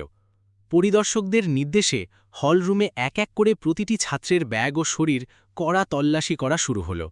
যখন তল্লাশিকারী কর্মচারী এক এক করে এগিয়ে অনিন্দের সিটের কাছে এসে পৌঁছাল, তখন সে অত্যন্ত শান্ত ও বিনীত স্বরে বলল, আপনি নিশ্চিন্তে দেখতে পারেন স্যার, আমার ব্যাগে শুধু কলেজের কিছু পুরনো বই আর আমার নিজের তৈরি করা নোটস ছাড়া আর কিছুই নেই। কিন্তু এই মুহূর্তে সেখানে উপস্থিত কেউ তার কোনো সাধারণ কথা কানে তুলল না। কর্মচারী দ্বারা তার পুরনো ব্যাগটির চেন খোলা হল। ব্যাগের ভেতরের কিছু পুরনো কাগজপত্রের ঠিক মাঝখান থেকে হঠাৎ করেই একটি মোড়ানো সাদা প্রিন্টআউট কাগজ বের হয়ে এলো, যা দেখতে হুবহু আজকের পরীক্ষার আসল প্রশ্নপত্রের ড্রাফটের মতো লাগছিল। শুধু তাই নয়, সেই মোড়ানো কাগজের ভেতর থেকেই একটি ছোট প্লাস্টিকের গয়নার কৌটো সশব্দে নিচে মেঝেতে পড়ে গেল। কর্মচারী কৌটোটি তুলতেই তার ভেতর থেকে মহাদেব রায়ের বংশানুক্রমিক সেই খাঁটি সোনার হাটটি তীব্র আলোয় চমকে উঠল। এই অভাবনীয় দৃশ্য দেখে পুরো ঘরের ছাত্রদের মাঝে এক মস্ত বড় ফিসফিসানি আর নিন্দার ঝড় ছড়িয়ে পড়ল। স্মিতা রায় ঠিক এই সুযোগটার জন্যই অপেক্ষা করছিল। সে হঠাৎ নিজের আসন থেকে সোজা দাঁড়িয়ে পড়ল। ভয়ের অভিনয়ে তার গলার কণ্ঠস্বর তখন কাঁপছিল, কিন্তু তার মুখ থেকে বের হওয়া শব্দগুলো উপস্থিত সবার কাছে খুব পরিষ্কার ছিল। এটি আমার মায়ের স্মৃতিবিজড়িত হারিয়ে যাওয়া সোনার হার, সে চিৎকার করে বলল। তারপর সে পরিদর্শকদের সামনে অত্যন্ত ঘৃণার সাথে অনিন্দের দিকে নিজের আঙুল দিয়ে ইশারা করে বলতে লাগল, আজ সকাল থেকে ও করিডোরে আমাকে খুব অদ্ভুত ও কুৎসিতভাবে দেখছিল। ও সুযোগ বুঝে হলের ভেতর আমার সাথে অনুচিত জঘন্য আচরণ করারও চেষ্টা করেছে। স্মিতার মুখ থেকে এই নোংরা মিথ্যা কথাটি শোনার পর অনিন্দের দুই হাত যেন মুহূর্তের মধ্যে অবশ ও নিথর হয়ে গেল। তার নিজের মনে হল যেন এই বন্ধ ঘরের চারপাশের সমস্ত বাতাস কেউ এক নিমেষে টেনে বের করে নিয়েছে। সে নিজের আত্মসম্মান বাঁচাতে সিট থেকে উঠে দাঁড়ালো ঠিকই, কিন্তু অপমানের তীব্র আঘাতে তার মুখের কথাগুলো গলার কাছেই দলা পাকিয়ে আটকে গেল। মাত্র কয়েক মুহূর্তের ব্যবধানে তার এতদিনের সততার পরিশ্রম, মাথা উঁচু করে বাঁচার সম্মান আর বিদেশের ওই উজ্জ্বল ভবিষ্যৎকে এক নিমেষে এক কুৎসিত সন্দেহের কাঠগড়ায় দাঁড় করিয়ে দেওয়া হয়েছিল। অনিন্দ আত্মপক্ষ সমর্থন করে কিছু বলার আগেই পুরো ঘরের মানুষের চেনা দৃষ্টিগুলো পুরোপুরি বদলে গেল। একটু আগে যে সহপাঠীরা এক মনে পরীক্ষার খাতায় মুখ গুজেছিল, এখন তারাই ওকে এমন ঘৃণার চোখে দেখছিল, যেন ওর কপালে জলজ্জন্ত চোর লেখা আছে। ভিড়ের ভেতর থেকে কেউ একজন নিচু গলায় উপহাস করে বলে উঠল, বাইরে থেকে দেখতে তো খুব ভাজা মাছটি উল্টে খেতে জানে না সাজত, এখন ভেতরের আসল রূপটা বেরোলো তো। অন্য একজন ফিসফিস করে সায় দিল, আরে ভাই, এই জন্যই তো বলি, গরিব ঘরের ছেলের উপর এত ভরসা করার কি আছে। আশেপাশের মানুষগুলোর এই তীক্ষ্ণ কথাগুলো অনিন্দের কানে এক একটা ভারী পাথরের মতো এসে লাগল, যা ওর বুকটাকে ভেতর থেকে ভেঙে চুরমার করে দিচ্ছিল। ভগবানের কসম খেয়ে বলছি, আমি এসবের কিচ্ছু করিনি। ভয়ার্থ আর কাঁপা কাঁপা গলায় উপস্থিত সবার উদ্দেশ্যে বলে উঠল অনিন্দ। এই প্রশ্নপত্র বাই দামি সোনার হার কিভাবে আমার ব্যাগে এলো আমি সত্যিই বিন্দুমাত্র জানি না, কিন্তু এই চরম বিপদের মুহূর্তে অনিন্দের নগ্ন সত্যের চেয়ে সাজানো চক্রান্তের জোর অনেক বেশি ছিল। পরিদর্শকের হাতে থাকা ওর ব্যাগের ওই প্রিন্টআউট কাগজ, কৌটোয় রাখা সোনার হার আর পাশে দাঁড়িয়ে থাকা স্মিতার নিখুঁত কান্নার অভিনয়, এই তিনটি মোক্ষম প্রমাণ মিলে অনিন্দের বলা প্রতিটি সত্যি কথাকে মুহূর্তের মধ্যে বড্ড দুর্বল আর ভিত্তিহীন করে দিল। পেছনের সিটে বসে অনন্যা শেট্টি ভয়ে রীতিমতো বরফ হয়ে জমে গিয়েছিল। সে নিজের চোখেই পরীক্ষা শুরুর ঠিক আগে স্মিতাকে অনিন্দের ব্যাগের কাছে খুব সন্দেহজনকভাবে ঝুঁকতে দেখেছিল। পরীক্ষার আগে রৌনককেও হলের বাইরের বারান্দায় বারবার অস্থিরভাবে পায়চারি করতে দেখেছিল সে, কিন্তু এখন ভয় তার নিজের ঠোঁট দুটো যেন আঠার মতো সেটে গিয়েছিল, কিছুতেই খুলছিল না। নিজের কেরিয়ার আর চাকরিজীবী বাবার ভবিষ্যৎ হারানোর ভয় কখনো কখনো মানুষের গলায় এমন এক অদৃশ্য গিঁট হয়ে বসে যায় যা মানুষ মনে প্রাণে চাইলেও আর সহজে খুলতে পারে না। এই ঘটনার মাত্র কয়েক মিনিটের মধ্যেই কলেজের শৃঙ্খলা কমিটির প্রধান ড প্রভাকর রায় অত্যন্ত দ্রুত পায়ে পরীক্ষার কক্ষে এসে পৌঁছে গেলেন, যেন এই চুরির খবরের জন্য তিনি আগে থেকেই মনে মনে অপেক্ষা করছিলেন। তার মুখে তখন রাগের এক মস্ত বড় মুখোশ লাগানো ছিল ঠিকই, কিন্তু তার চোখের ভেতরের চাউনিতে কোনো সত্যিকারের আশ্চর্য বা বিস্ময়ের ভাব ছিল না। তিনি কর্মচারীর হাত থেকে সেই প্রশ্নপত্রের কাগজ আর সোনার হারটি ভালো করে দেখলেন, তারপর অত্যন্ত ঘৃণার সাথে অনিন্দের দিকে ঘুরলেন। আমাদের এই ঐতিহ্যবাহী ও পবিত্র শিক্ষা প্রতিষ্ঠানে এমন চোর ও বেইমান ছাত্রের জন্য কোনো প্রকার জায়গা নেই, তিনি অত্যন্ত কঠোর ও উচ্চস্বরে ঘোষণা করলেন। অনিন্দ অসহায় মানুষের মতো তার সামনে হাত জোড় করল। স্যার, আপনার পায়ে পড়ছি, শুধু একটিবারের জন্য পুরো ব্যাপারটা তদন্ত করে নিন, দরকার হলে হলের সিসিটিভি ক্যামেরাগুলো ভালো করে পরীক্ষা করে দেখুন। আমি কারো কোনো জিনিস ছুঁয়েও দেখিনি, আমাকে কোনো এক মস্ত চক্রান্তে ফাঁসানো হচ্ছে স্যার। একদম চুপ করো। প্রিন্সিপালের রাগান্বিত গলার জোরালো আওয়াজ পুরো পরীক্ষা কক্ষে প্রতিধ্বনিত হল। তুমি তোমার এই সমস্ত মিথ্যে কথা বলার সুযোগ কলেজের শৃঙ্খলা কমিটির সামনে বিশেষ বৈঠকে পাবে। এখন এই চুরির অপরাধে তোমাকে এই সেমিস্টারের পরীক্ষা থেকে সাময়িকভাবে বরখাস্ত করা হল। ড প্রভাকরের নেওয়া এই তাৎক্ষণিক সিদ্ধান্তটি আজতে কোনো প্রাতিষ্ঠানিক নিয়মের চেয়ে অনেক বেশি কোনো ব্যক্তিগত কুৎসিত উদ্দেশ্য সফল করার মতো লাগছিল। প্রিন্সিপালের নির্দেশে দুজন কড়া নিরাপত্তাকর্মী দ্রুত এগিয়ে এলো এবং অনিন্দকে অপরাধীর মতো ধরে ঘরের বাইরে নিয়ে যেতে লাগল। সে করিডোরে যাওয়ার সময় শেষ আশায় একবার পেছনের দিকে ঘাড় ঘুরিয়ে দেখল। তার কাতর নজর পেছনে বসা অনন্যার ওপর গিয়ে পড়ল। সে অত্যন্ত ভাঙা ও রুদ্ধস্বরে অনন্যাকে লক্ষ্য করে বলল, অনন্যা, তুমি অন্তত নিজের চোখে অদ্ভুত কিছু একটা এখানে দেখেছিলে না? অনন্যার চোখ দুটো এই কথা শুনে জলে ভরে এলো ঠিকই, কিন্তু সে সমাজের ভয়ে নিজের মাথা নিচু করে সিটেই বসে রইল। সহপাঠীর সেই চরম কাপুরুষোচিত নীরবতা অনিন্দকে পরিদর্শকদের আনা মিথ্যা অভিযোগের চেয়েও অনেক গুণ বেশি মানসিকভাবে আঘাত করল। তার নিজের মনে হল যেন অকাট্য সত্য আজ তার চোখের সামনেই জীবন্ত বসে আছে ঠিকই, কিন্তু এক তীব্র ভয় এসে তার সত্যের মুখে নিজের শক্ত হাত চেপে ধরে রেখেছে। অনিন্দ করিডোরে পা রাখতেই চারপাশের চেনা পরিবেশটা কেমন যেন অচেনা ঠেকল।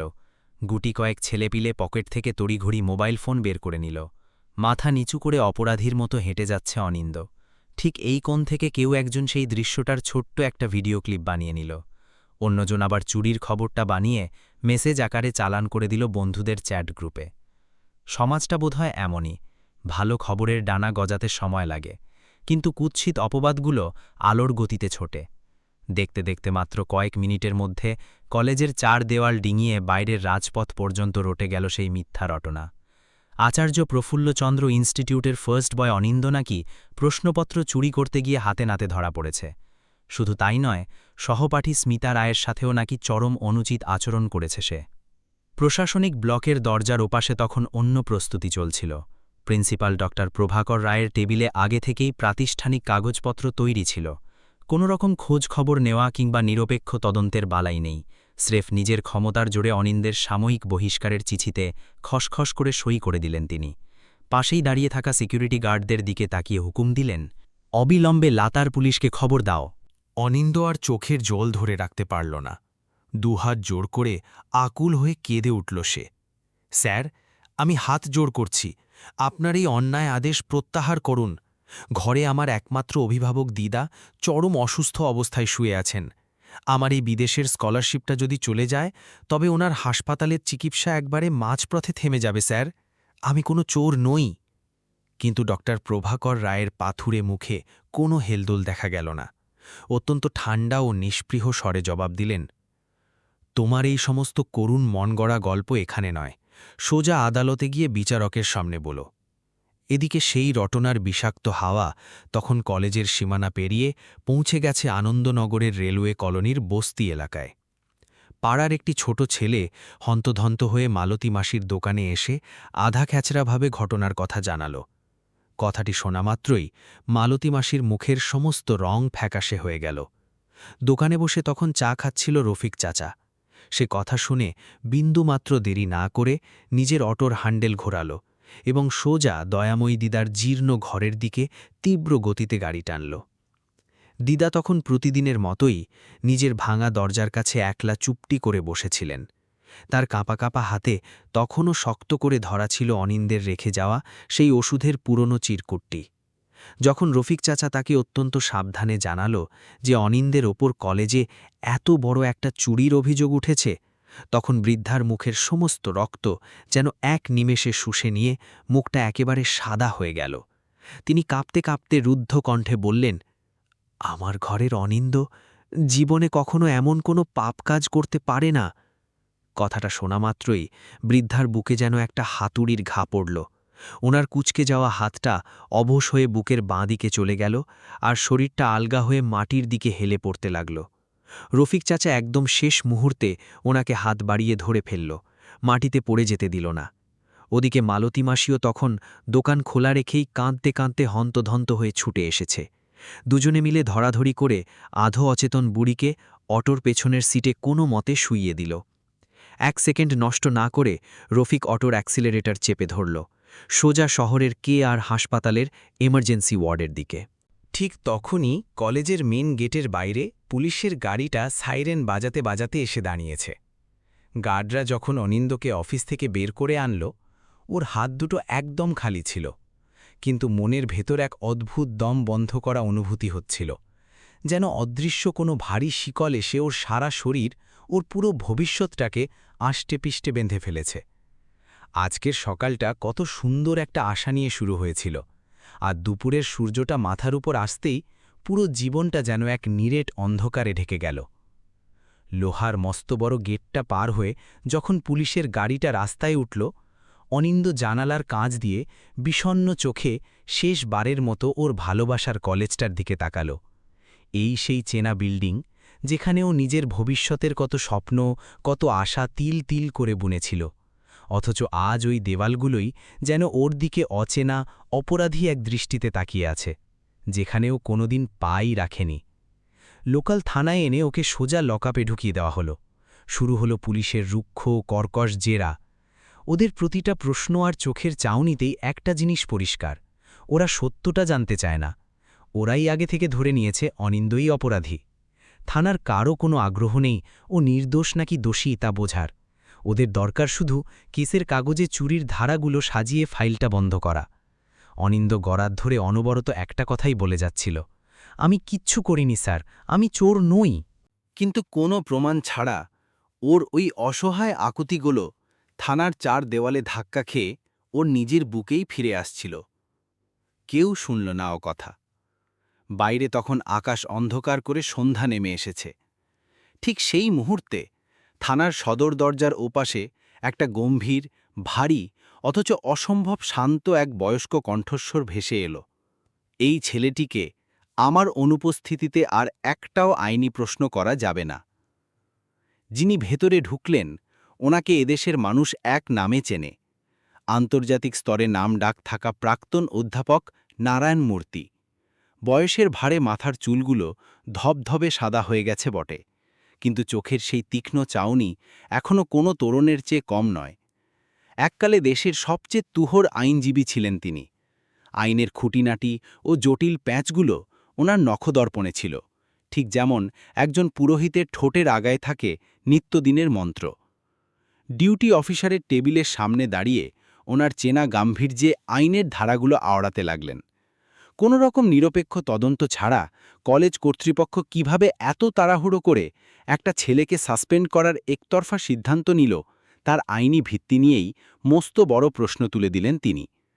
শেষমেশ নিজের ব্যক্তিগত ও পেশাগত দায়িত্বের খাতিরে একটা লিগ্যাল বন্ডে সই করে অনিন্দকে অন্তত কয়েক ঘন্টার জন্য সাময়িকভাবে লকআপ থেকে বের করে নিয়ে আসার অনুমতি আদায় করেই ছাড়লেন।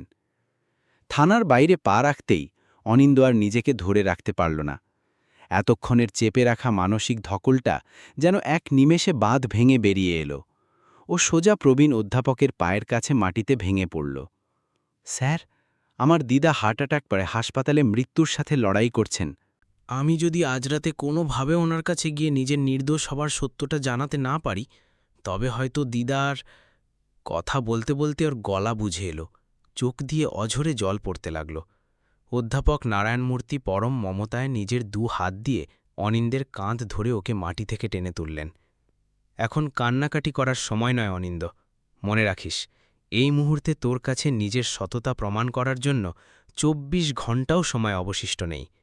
জীবনের একটা কথা সব সময় মাথায় রাখবে, এই দেশের আইন আর আদালত কারও ব্যক্তিগত দয়ার ওপর চলে না, আইন চলে শুধু অকাট্য প্রমাণের ভিত্তিতে।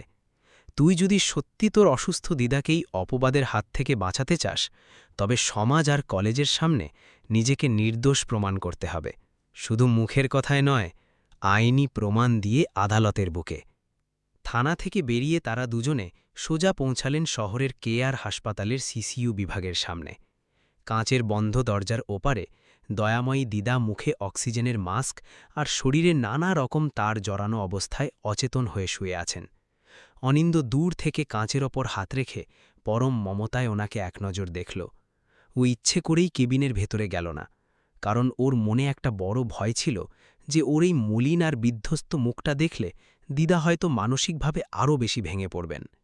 হাসপাতালের ওই করিডোরে দাঁড়িয়ে ও নিজের ডান হাতের কবজিতে দিদা বেঁধে দেওয়া লাল সুতোটা আলতো করে ছুল, মনে মনে এক দৃঢ় প্রতিজ্ঞা করে বলল, আমি খুব তাড়াতাড়ি তোমার কাছে ফিরব দিদা, সমাজের বুক থেকে নিজের নামের এই কুৎসিত কলঙ্কটা একদম ধুয়ে মুছে সাফ করে একটা পরিষ্কার নাম নিয়ে তোমার কোলে ফিরে আসব। এরপর শুরু হলো আসল প্রমাণের খোঁজ।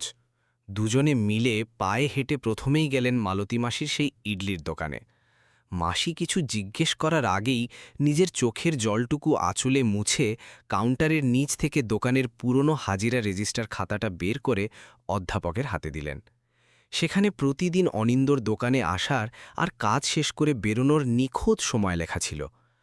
পরীক্ষার ঠিক আগের দিন যাতেও ও রাত ১টা পর্যন্ত আমার এই দোকানেই সততার সাথে কাজ করছিল স্যার। মাসি ওনার সজল কিন্তু দৃঢ় গলায় বললেন, আমার এই দোকানটা গরিবের হতে পারে স্যার, কিন্তু আমার দোকান কোনোদিন কোনো প্রভাবশালী মানুষের মিথ্যে চক্রান্তের পক্ষে সাক্ষ্য দেবে না। হাসপাতালের বাইরে আসতেই ওনারা রফিক চাচার দেখা পেলেন।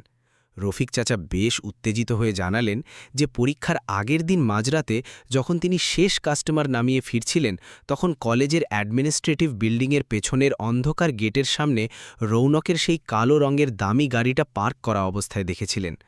ওনার গাড়ির রং, ওখানে থাকার নিখুঁত সময় আর গাড়ির নম্বরের শেষ 4টি ডিজিট পর্যন্ত হুবহু মনে ছিল, কারণ পেছনের ওই রাস্তাটা গভীর রাতে একদম নিঝুম আর জনমানবহীন থাকে। রফিক চাচার মুখে এই গুরুত্বপূর্ণ তথ্যটা শোনার সাথে সাথেই অধ্যাপক নারায়ণ মূর্তির তীক্ষ্ণ চোখে প্রথম জয়ের চমক খেলে গেল। এবার তাদের সামনে সবচেয়ে বড় চ্যালেঞ্জ ছিল কলেজের বুড়ো দারোয়ান দেবনাথ বাবুর সাথে কথা বলা। বৃদ্ধ পাহারাদার প্রথমে প্রফেসরের সামনে চাকরি হারানোর তীব্র ভয়ে একরকম কেঁপে উঠলেন। ওনার এই বুড়ো বয়সে চাকরি আর নাতনির পড়াশোনার খরচ বন্ধ হয়ে যাওয়ার ভয় পাচ্ছিলেন তিনি।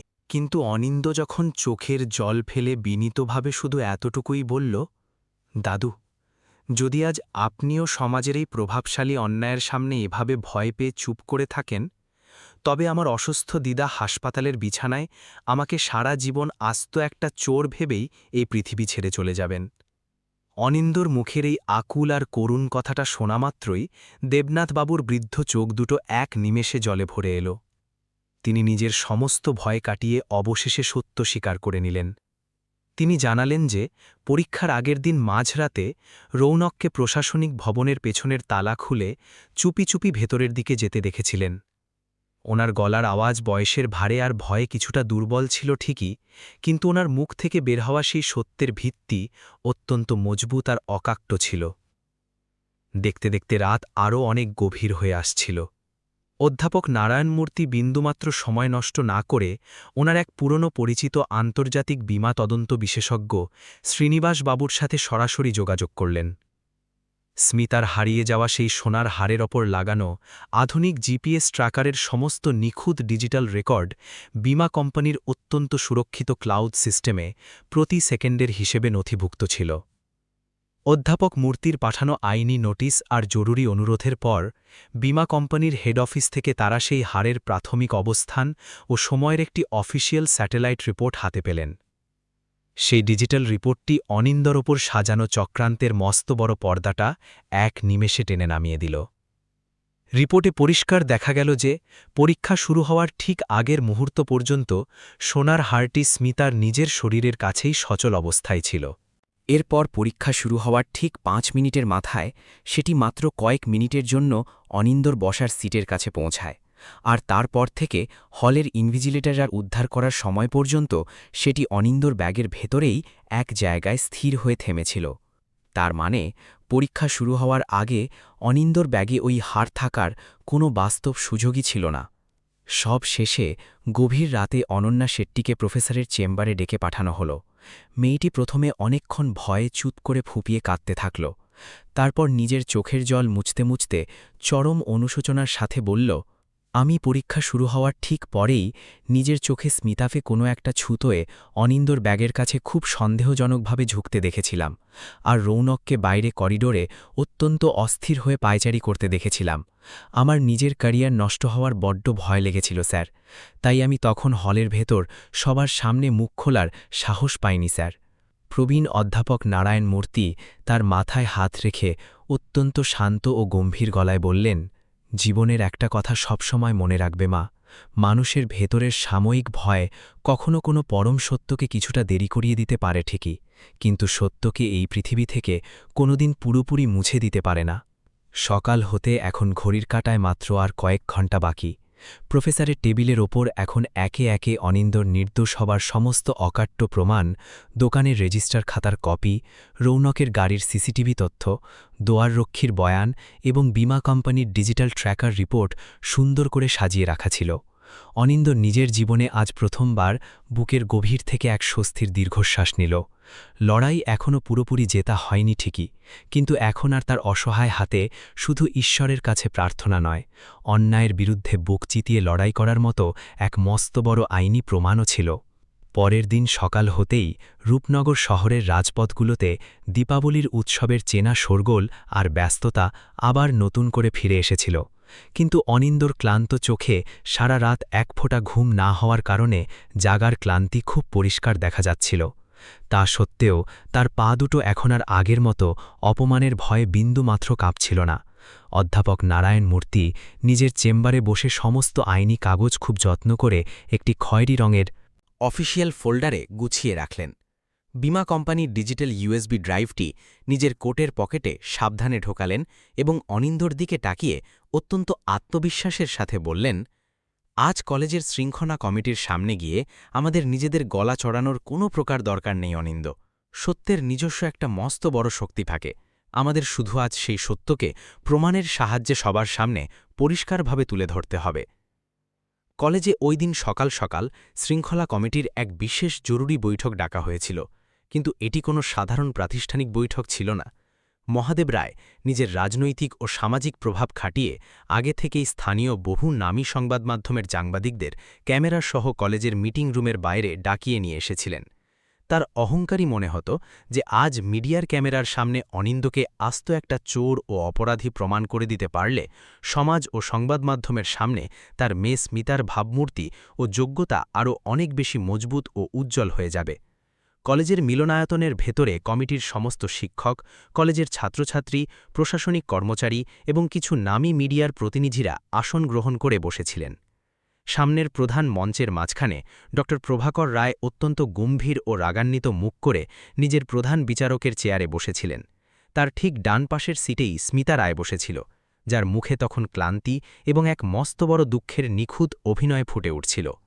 রৌনক সেনগুপ্ত পেছনের সারির ছাত্রদের ভিড়ে চুপচাপ দাঁড়িয়েছিল, যেন সে কেবলই একজন সহপাঠীর বিপদে অত্যন্ত চিন্তিত ও সাধারণ এক ছাত্র মাত্র।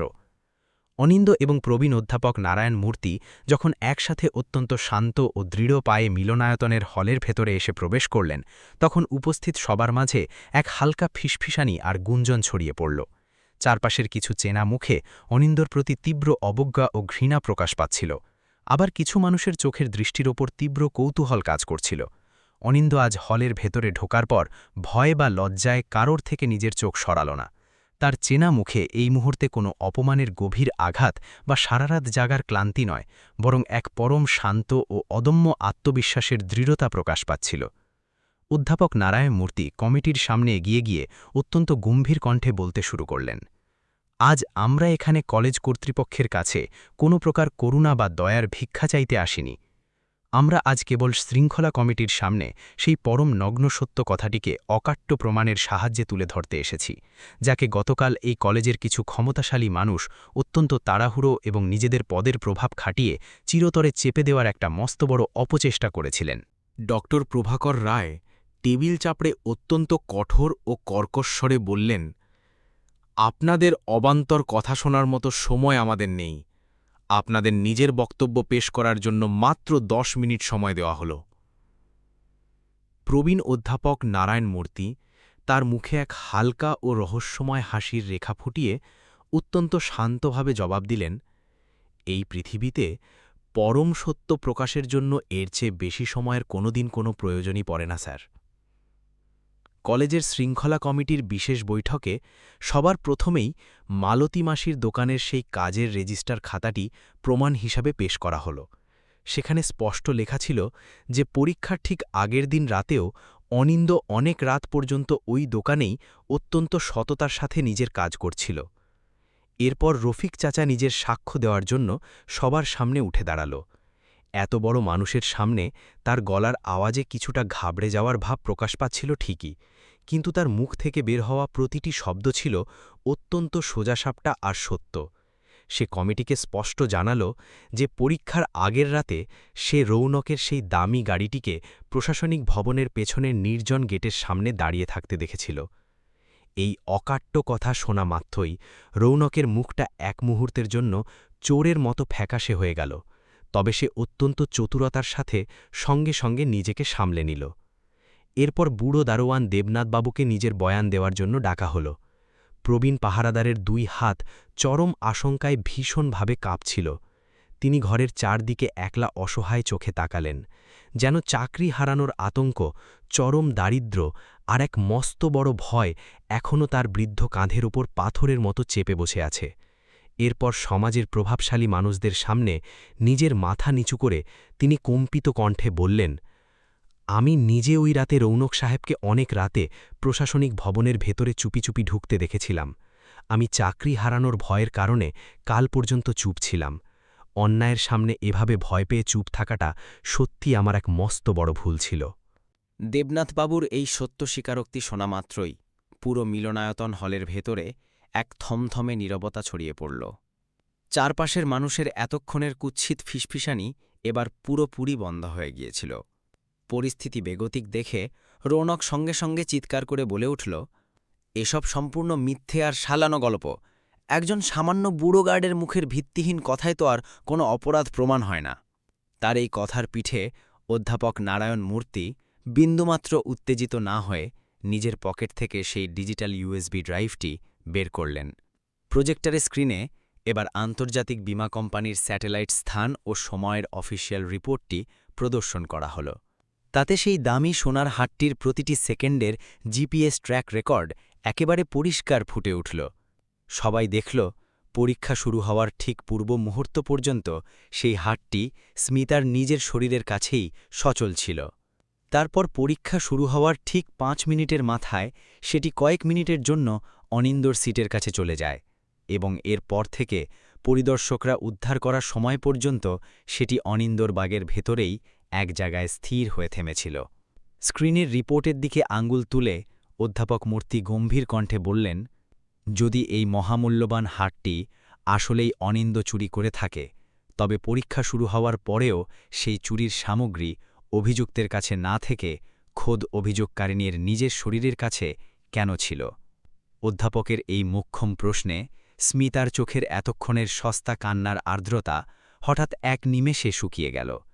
সে আমতা আমতা করে নিজের অপরাধ ঢাকতে বলল, এই স্যাটেলাইট রিপোর্ট ভুলও তো হতে পারে। ঠিক তখনই অনন্যা শেট্টি নিজের আসন থেকে ধীরে ধীরে উঠে দাঁড়াল। পুরো মিলনায়তন হলের প্রতিটি চোখ এবার চরম বিস্ময়ের সাথে অনন্যার দিকে তাকাতে লাগল।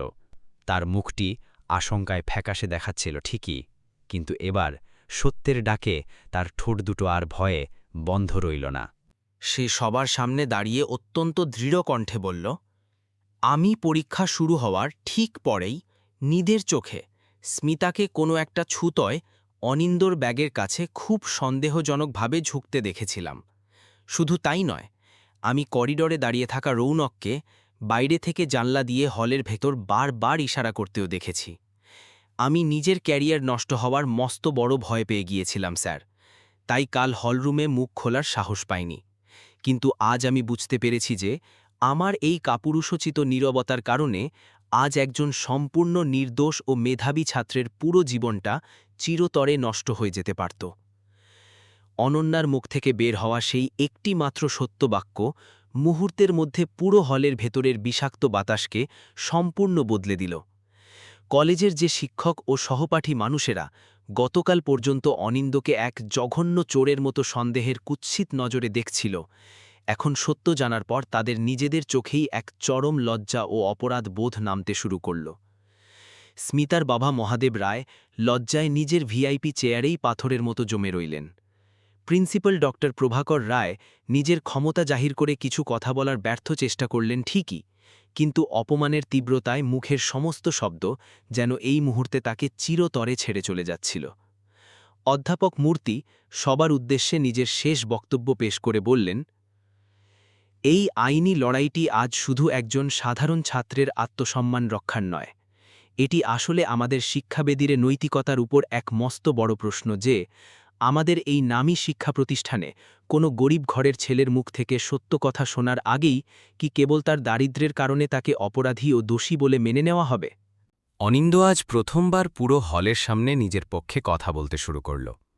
তার গলার আওয়াজ অত্যন্ত ধীর ও বিনীত ছিল ঠিকই, কিন্তু তার ভেতরের সততার জোরে পুরো মিলনায়তন হলের প্রতিটি মানুষ মন্ত্রমুগ্ধের মতো তা শুনল। অনিন্দ সবার দিকে তাকিয়ে অশ্রুসজল চোখে বলল, আমি কোনো অন্যায় করিনি। আমি শুধু দিনরাত এক করে সততার সাথে পড়াশোনা করেছিলাম। সমাজ যদি মনে করে আমার এই চরম দারিদ্র্যই আমার জীবনের সবচেয়ে বড় ভুল, তবে আমার মেধা দিয়ে আমি একদিন নিশ্চয়ই তা বদলে দেব।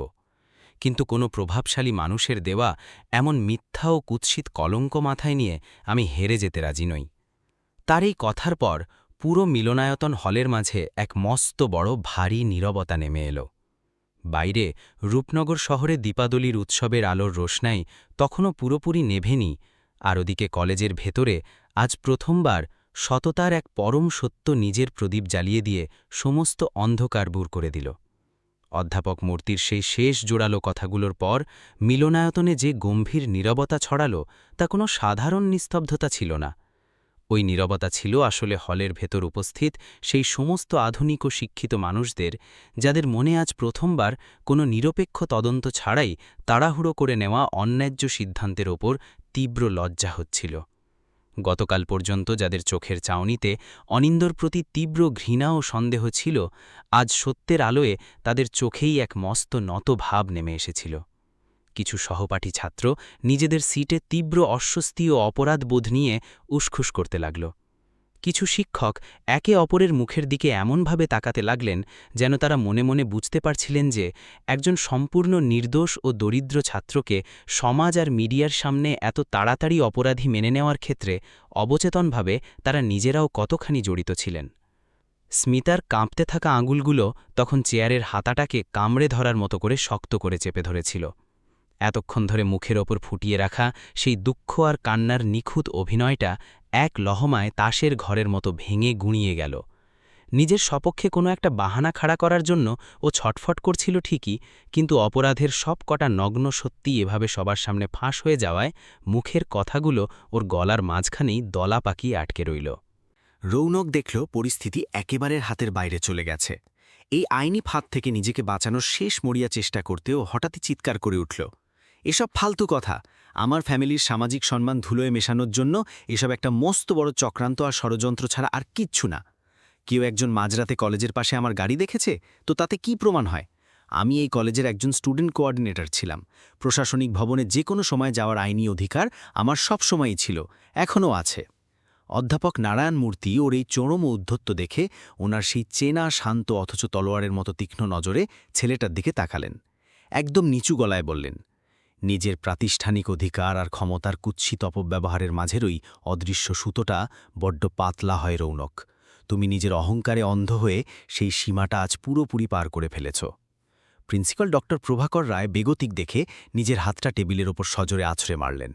ওনার ভাবখানা এমন যেন এখনও নিজের পদের গরম দেখিয়ে আর অ্যাডমিনিস্ট্রেটিভ পাওয়ার খাটিয়ে এই প্রতিকূল পরিস্থিতিটাকে জোর করে দাবিয়ে দেবেন। কিন্তু ওনার সেই অন্যায্য চাল এবার আর খাটল না, কারণ আজ এই বন্ধ ঘরের ভেতর সংবাদ মাধ্যমের ক্যামেরা তাক করা ছিল, সামনে অকাট্য সব সাক্ষী দাঁড়িয়েছিল, আর সবচেয়ে বড় কথা, ন্যায়ের এক পরম সত্যি আজ ওনাদের ঠিক সামনে উপস্থিত ছিল। মিলনায়তনের ভেতরে এতক্ষণ ধরে চুপচাপ বসে সমস্ত প্রমাণ দেখছিলেন আচার্য প্রফুল্লচন্দ্র ইনস্টিটিউটের গভর্নিং ট্রাস্টের দুজন প্রবীণ আর অত্যন্ত সম্মানিত সদস্য। ওনারা এবার নিজেদের আসন ছেড়ে উঠে দাঁড়ালেন।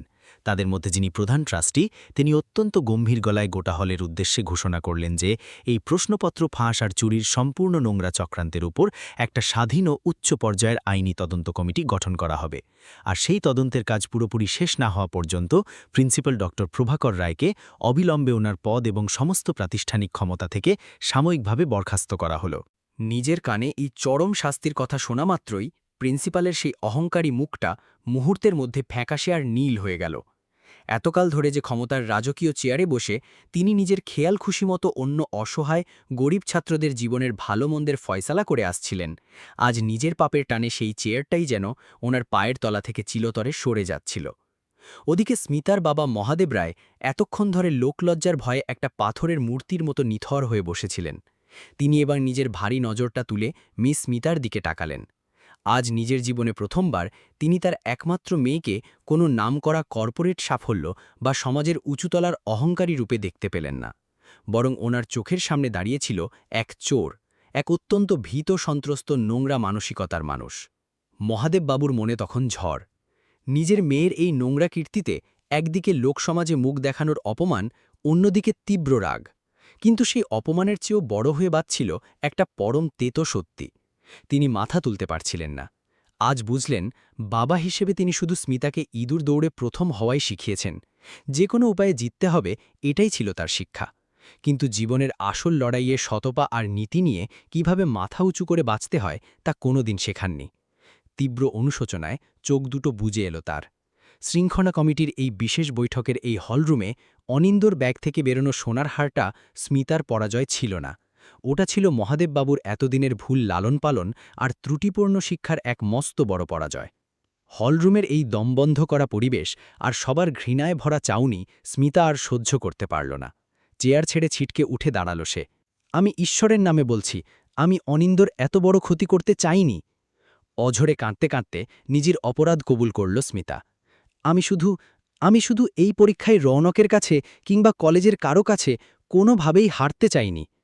অনিন্দ নিজের জায়গায় শান্ত হয়ে বসেছিল। তার দিকে তাকালো সে। এতদিনের অপবাদ আর অপমানের কষ্টটা তার বুকেও জমেছিল পাহাড় হয়ে। কিন্তু স্মিতার এই ভেঙে পড়া দেখে তার সরল মনে কোনো কুৎসিত প্রতিশোধের আনন্দ হল না, কোনো ঘৃণাও জাগল না। সে শুধু একটা দীর্ঘশ্বাস ফেলে শান্ত গলায় বলল, অন্য কোনো অসহায় মানুষের মুখের গ্রাস আর কষ্টার্জিত জয় অন্যায়ভাবে কেড়ে নিয়ে এই পৃথিবীতে কেউ কোনোদিন সত্যি জিততে পারে না স্মিতা। অনিন্দর মুখের এই শান্ত দুটো কথাই স্মিতার পাপী মনের জন্য আদালতের যে কোনো কড়া সাজার চেয়েও বেশি ছিল। কারণ আইনের দেওয়া শাস্তি তো অনেক পরে আসে, কিন্তু মানুষের ভেতরের বিবেক আর আত্মার আসল আদালতটা সচল হয়ে যায় ঠিক সেই মুহূর্তে, যখন একজন অপরাধী আয়নার সামনে দাঁড়িয়ে নিজের আসল চেহারার দিকে চোখ মেলাতে তীব্র ভয় পেতে শুরু করে।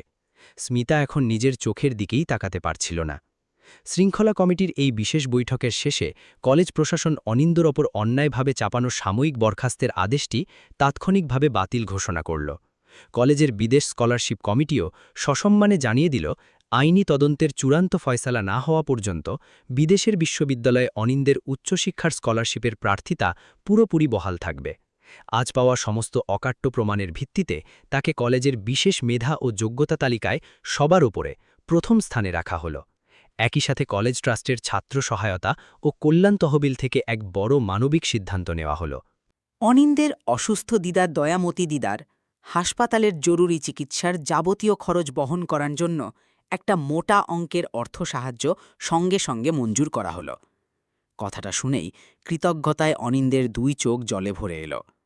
জীবনের এই প্রথমবার মনে হল এতকাল ধরে তার একলা কাঁধে চেপে থাকা সমাজের অপবাদের ভারী পাথরটা যেন এক নিমেষে হালকা হয়ে গেল।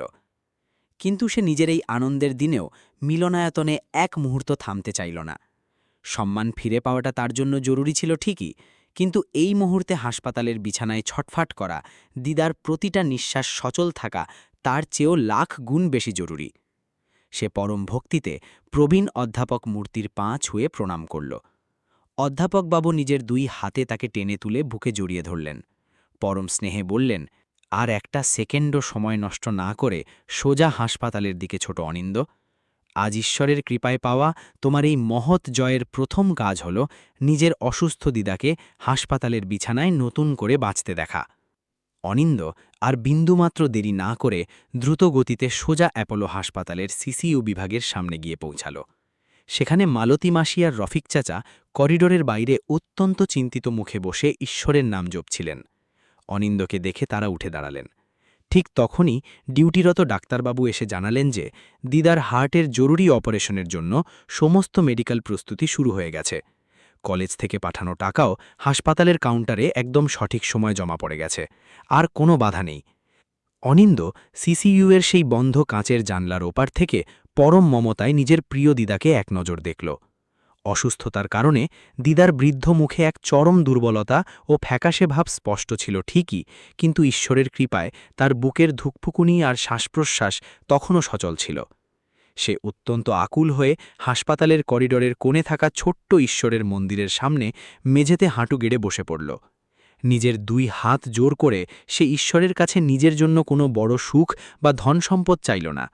সে শুধু কান্না ভেজা চোখে এতটুকুই বলল, হে ভগবান, তোমার কৃপায় আর বড়বাবুদের দয়ায় আমি আজ সমাজের বুক থেকে নিজের সততার নাম ও সম্মান পুরোপুরি বাঁচিয়ে নিয়ে ফিরতে পেরেছি। এবার তুমি দয়া করে আমার এই একমাত্র অভিভাবক দিদাকে নতুন জীবন দিয়ে বাঁচিয়ে নাও। এই প্রার্থনার পর দীর্ঘ কয়েক ঘণ্টা কেটে গেল এবং অবশেষে অপারেশন থিয়েটারের দরজার উপর জ্বলতে থাকা সেই বিপদের লাল বাতিটি একসময় নিভে গেল। প্রধান সার্জন ডাক্তারবাবু ওটি থেকে বাইরে এলেন এবং নিজের ক্লান্ত মুখে এক হালকা ও আশ্বস্তের হাসির রেখা ফুটিয়ে অনিন্দের কাঁধে হাত রেখে বললেন, আর কোনো চিন্তা করো না খোকা, দিদার হার্টের অপারেশন অত্যন্ত সফল হয়েছে। কথাটি শোনা মাত্রই অনিন্দের চোখ দিয়ে আনন্দের অশ্রু গড়িয়ে পড়ল। নিজের জীবনের সেই বিশেষ স্মরণীয় দিনটিতে সে পরম আত্ম উপলব্ধিতে জানতে পারল যে আসল ন্যায়বিচার কেবল কোনো আইনি আদালত বা কলেজের শীতাতাপ নিয়ন্ত্রিত মিলনায়তনের ফাইলে পাওয়া যায় না। কখনো কখনো পরম ন্যায়বিচার আসলে মানুষের সেই প্রতিটা সচল নিঃশ্বাসের মাঝে খুঁজে পাওয়া যায়, যা মৃত্যুর মুখ থেকে ফিরে এসে পুনরায় নিজের প্রিয়জনের বুকে পরম শান্তিতে চলতে শুরু করে। দেখতে দেখতে বেশ কয়েকটা মাস কেটে গেল। যখন রূপনগর শহরের অলিগলি থেকে দীপাবলির উৎসবে সেই আলোর রোশনাই ধীরতরে নেমে গিয়েছিল, তখন অনিন্দের জীবনে এক অত্যন্ত সুন্দর ও নতুন সকাল এসে হাজির হয়েছিল। দয়াময়ী দিদা উন্নত চিকিৎসার জেরে এখন আগের চেয়ে অনেকটাই সুস্থ ও ভালো ছিলেন। বয়সের কারণে ও অসুস্থতার জেরে তার বৃদ্ধ মুখে শারীরিক দুর্বলতা এখনও কিছুটা স্পষ্ট ছিল ঠিকই, কিন্তু নাতির মেধার সাফল্যে আজ তার প্রবীণ চোখে এক পরম গর্বের অনাবিল চমক ফিরে এসেছিল। সামাজিক যে দরিদ্র ছেলেটিকে একদিন কলেজের সবাই এক জঘন্য চোরের মতো সন্দেহের কুৎসিত নজরে দেখছিল, আজ সেই নিজের যোগ্যতায় বিদেশের নামী বিশ্ববিদ্যালয়ের উচ্চশিক্ষার অফিসিয়াল স্কলারশিপের চিঠি হাতে নিয়ে অত্যন্ত সগর্বে নিজের উজ্জ্বল ভবিষ্যতের দিকে পা বাড়াচ্ছিল। প্লেনে চড়ে বিদেশে পাড়ি দেওয়ার ঠিক আগের দিন অনিন্দ সবার প্রথমে কৃতজ্ঞতা জানাতে মালতী মাসির সেই পুরনো ইডলির দোকানে গিয়ে হাজির হল। মাসি বরাবরের মতো পরম মমতায় নিজের হাতে গরম গরম ইডলি তৈরি করে তাকে পেট পুড়ে খাওয়াল, কিন্তু আজ নাতির মতো ছেলেটির বিদায়বেলায় তার নিজের চোখ দুটো বারবার স্নেহের নোনা জলে ভরে আসছিল। রফিক চাচা পাশে দাঁড়িয়ে হাসতে হাসতে রসিকতা করে বলল, আরে অনিন্দ সাহেব, এবার বিদেশে গিয়ে মস্ত বড় মানুষ হয়ে আবার আমাদের মতো এই গরিব মানুষদের পুরোপুরি ভুলে যেও না যেন, চিঠিপত্র দিও, ভুলে যেও না যেন। অনিন্দ পরম শ্রদ্ধায় তাদের দুজনের পা ছুঁয়ে আশীর্বাদ নিল। এরপর সে কলেজের গেটে গিয়ে বুড়ো দ্বাররক্ষী দেবনাথবাবুর সামনে অনেকক্ষণ ধরে শান্ত হয়ে দাঁড়িয়ে রইল। বৃদ্ধ পাহারাদার দেবনাথবাবু লজ্জায় ও অপরাধবোধে নিজের মাথা নিচু করে কম্পিত কণ্ঠে বলল, আমাকে ক্ষমা করে দিও দাদুভাই, নিজের ভয়ের কারণে সত্য কথাটা সবার সামনে বলতে বড্ড দেরি করে ফেলেছিলাম। অনিন্দ পরম মমতায় বৃদ্ধের দুটো হাত নিজের হাতের মুঠোয় ধরে সান্ত্বনা দিয়ে বলল, কোনো অনুশোচনা করবেন না দাদু। এই স্বার্থপর সমাজে কিছুটা দেরিতে বলা পরম সত্য আজীবন মিথ্যের কুৎসিত অন্ধকারের চেয়ে অনেক গুণ ভালো হয়। বিদায় জানাতে সেখানে অনন্যা শেট্টিও এসে উপস্থিত হল। তার চোখের কোণে অনিন্দের ক্ষতি করার আশঙ্কায় এক তীব্র অনুশোচনা ও অপরাধবোধ স্পষ্ট ছিল।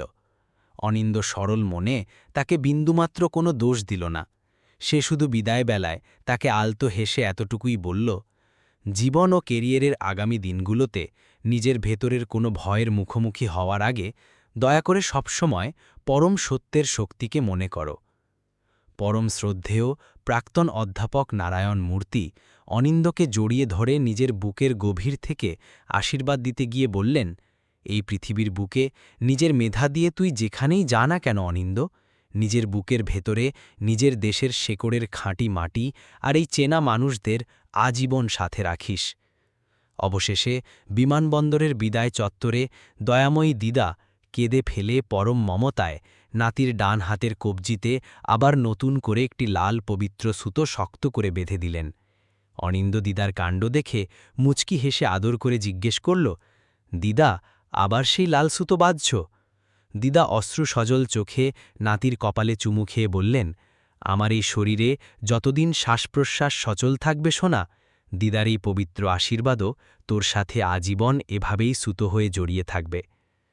এই আবেগঘন জীবনযুদ্ধ থেকে আমরা মূলত এটাই পরম শিক্ষা পাই যে মানুষের জীবনে সততা ও পরম সত্যের পথ চলা কোনোদিনই খুব একটা সহজ বা মসৃণ হয় না, কিন্তু সমস্ত বাধা বিপত্তি পেরিয়ে সেই কঠিন পথই আসলে শেষ পর্যন্ত মানুষকে এই নিষ্ঠুর সমাজের বুকে মাথা উঁচু করে বীরের মতো বাঁচতে শেখায়।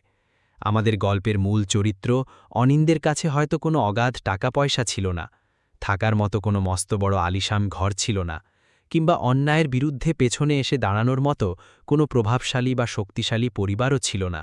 তবুও তার কাছে জীবনের অমূল্য একটা জিনিস সর্বদা উপস্থিত ছিল, তা হল তার নিজের এক পরিষ্কার ও পবিত্র হৃদয়, আর তার নিজের আপনজনদের জন্য যে কোনো পরিস্থিতিতে শেষ পর্যন্ত লড়াই করে বাঁচার অদম্য সাহস। অনেক সময় এই স্বার্থপর দুনিয়ার মানুষেরা কেবল আমাদের গায়ের জামাকাপড়, মাথার ওপরের ঘর এবং বর্তমান আর্থিক পরিস্থিতি দেখে আমাদের যোগ্যতা নিয়ে চূড়ান্ত রায় শুনিয়ে দেয়। কিন্তু মনে রাখবেন, মানুষের আসল দাম ও বিচার কোনোদিন তার পকেটের টাকা দিয়ে নয়, বরং তার ভেতরের খাঁটি চরিত্র ও সততা দিয়ে চেনা যায়। দয়াময়ী দিদার সেই নিঃস্বার্থ ভালোবাসা, মালতী মাসি আর রফিক চাচার মতো সাধারণ গরিব মানুষদের চরম বিপদের সময় দেওয়া আন্তরিক সঙ্গ এবং প্রবীণ অধ্যাপক নারায়ণ মূর্তির অনিন্দের প্রতি অটুট বিশ্বাস আমাদের আজ স্পষ্ট বলে দেয় যে এই পৃথিবীতে পরিবার কেবল কোনো রক্তের সম্পর্ক দিয়ে তৈরি হয় না। মানুষের জীবনের চরম কঠিন সময় স্বার্থহীনভাবে যে হাত এসে আমাদের শক্ত করে ধরে নেয়, আসলে সেই আমাদের সবচেয়ে বড় আপনজন হয়ে দাঁড়ায়। এই মহৎ গল্পের সবচেয়ে বড় শিক্ষণীয় কথা এটাই যে সমাজে ঘটে চলা কোনো অন্যায়ের সামনে নিজের স্বার্থে চুপ থাকাও কখনো কখনো পরোক্ষভাবে সেই অন্যায়েরই এক অবিচ্ছেদ্য অংশ হয়ে দাঁড়ায়। তাই চোখের সামনে যখন কোনো নগ্ন সত্য ও অন্যায় দেখা যায়, তখন নিজের ভেতরের সমস্ত তুচ্ছ ভয়ের আগে নিজের মনুষ্যত্ব ও মানবতাকে স্মরণ করা অত্যন্ত উচিত। আপনাদের এই বিষয়ে কি মনে হয় বন্ধুরা? অনন্যার কি নিজের কেরিয়ারের ভয় কাটিয়ে আরও আগেই পরিদর্শকদের সামনে সত্যটা বলে দেওয়া উচিত ছিল? আপনাদের নিজস্ব মতামত নিচে কমেন্ট বক্সে অবশ্যই লিখে জানান। গল্পটি ভালো লাগলে লাইক করুন আর আমাদের চ্যানেলটিকে সাবস্ক্রাইব করতে একদম ভুলবেন না। ধন্যবাদ।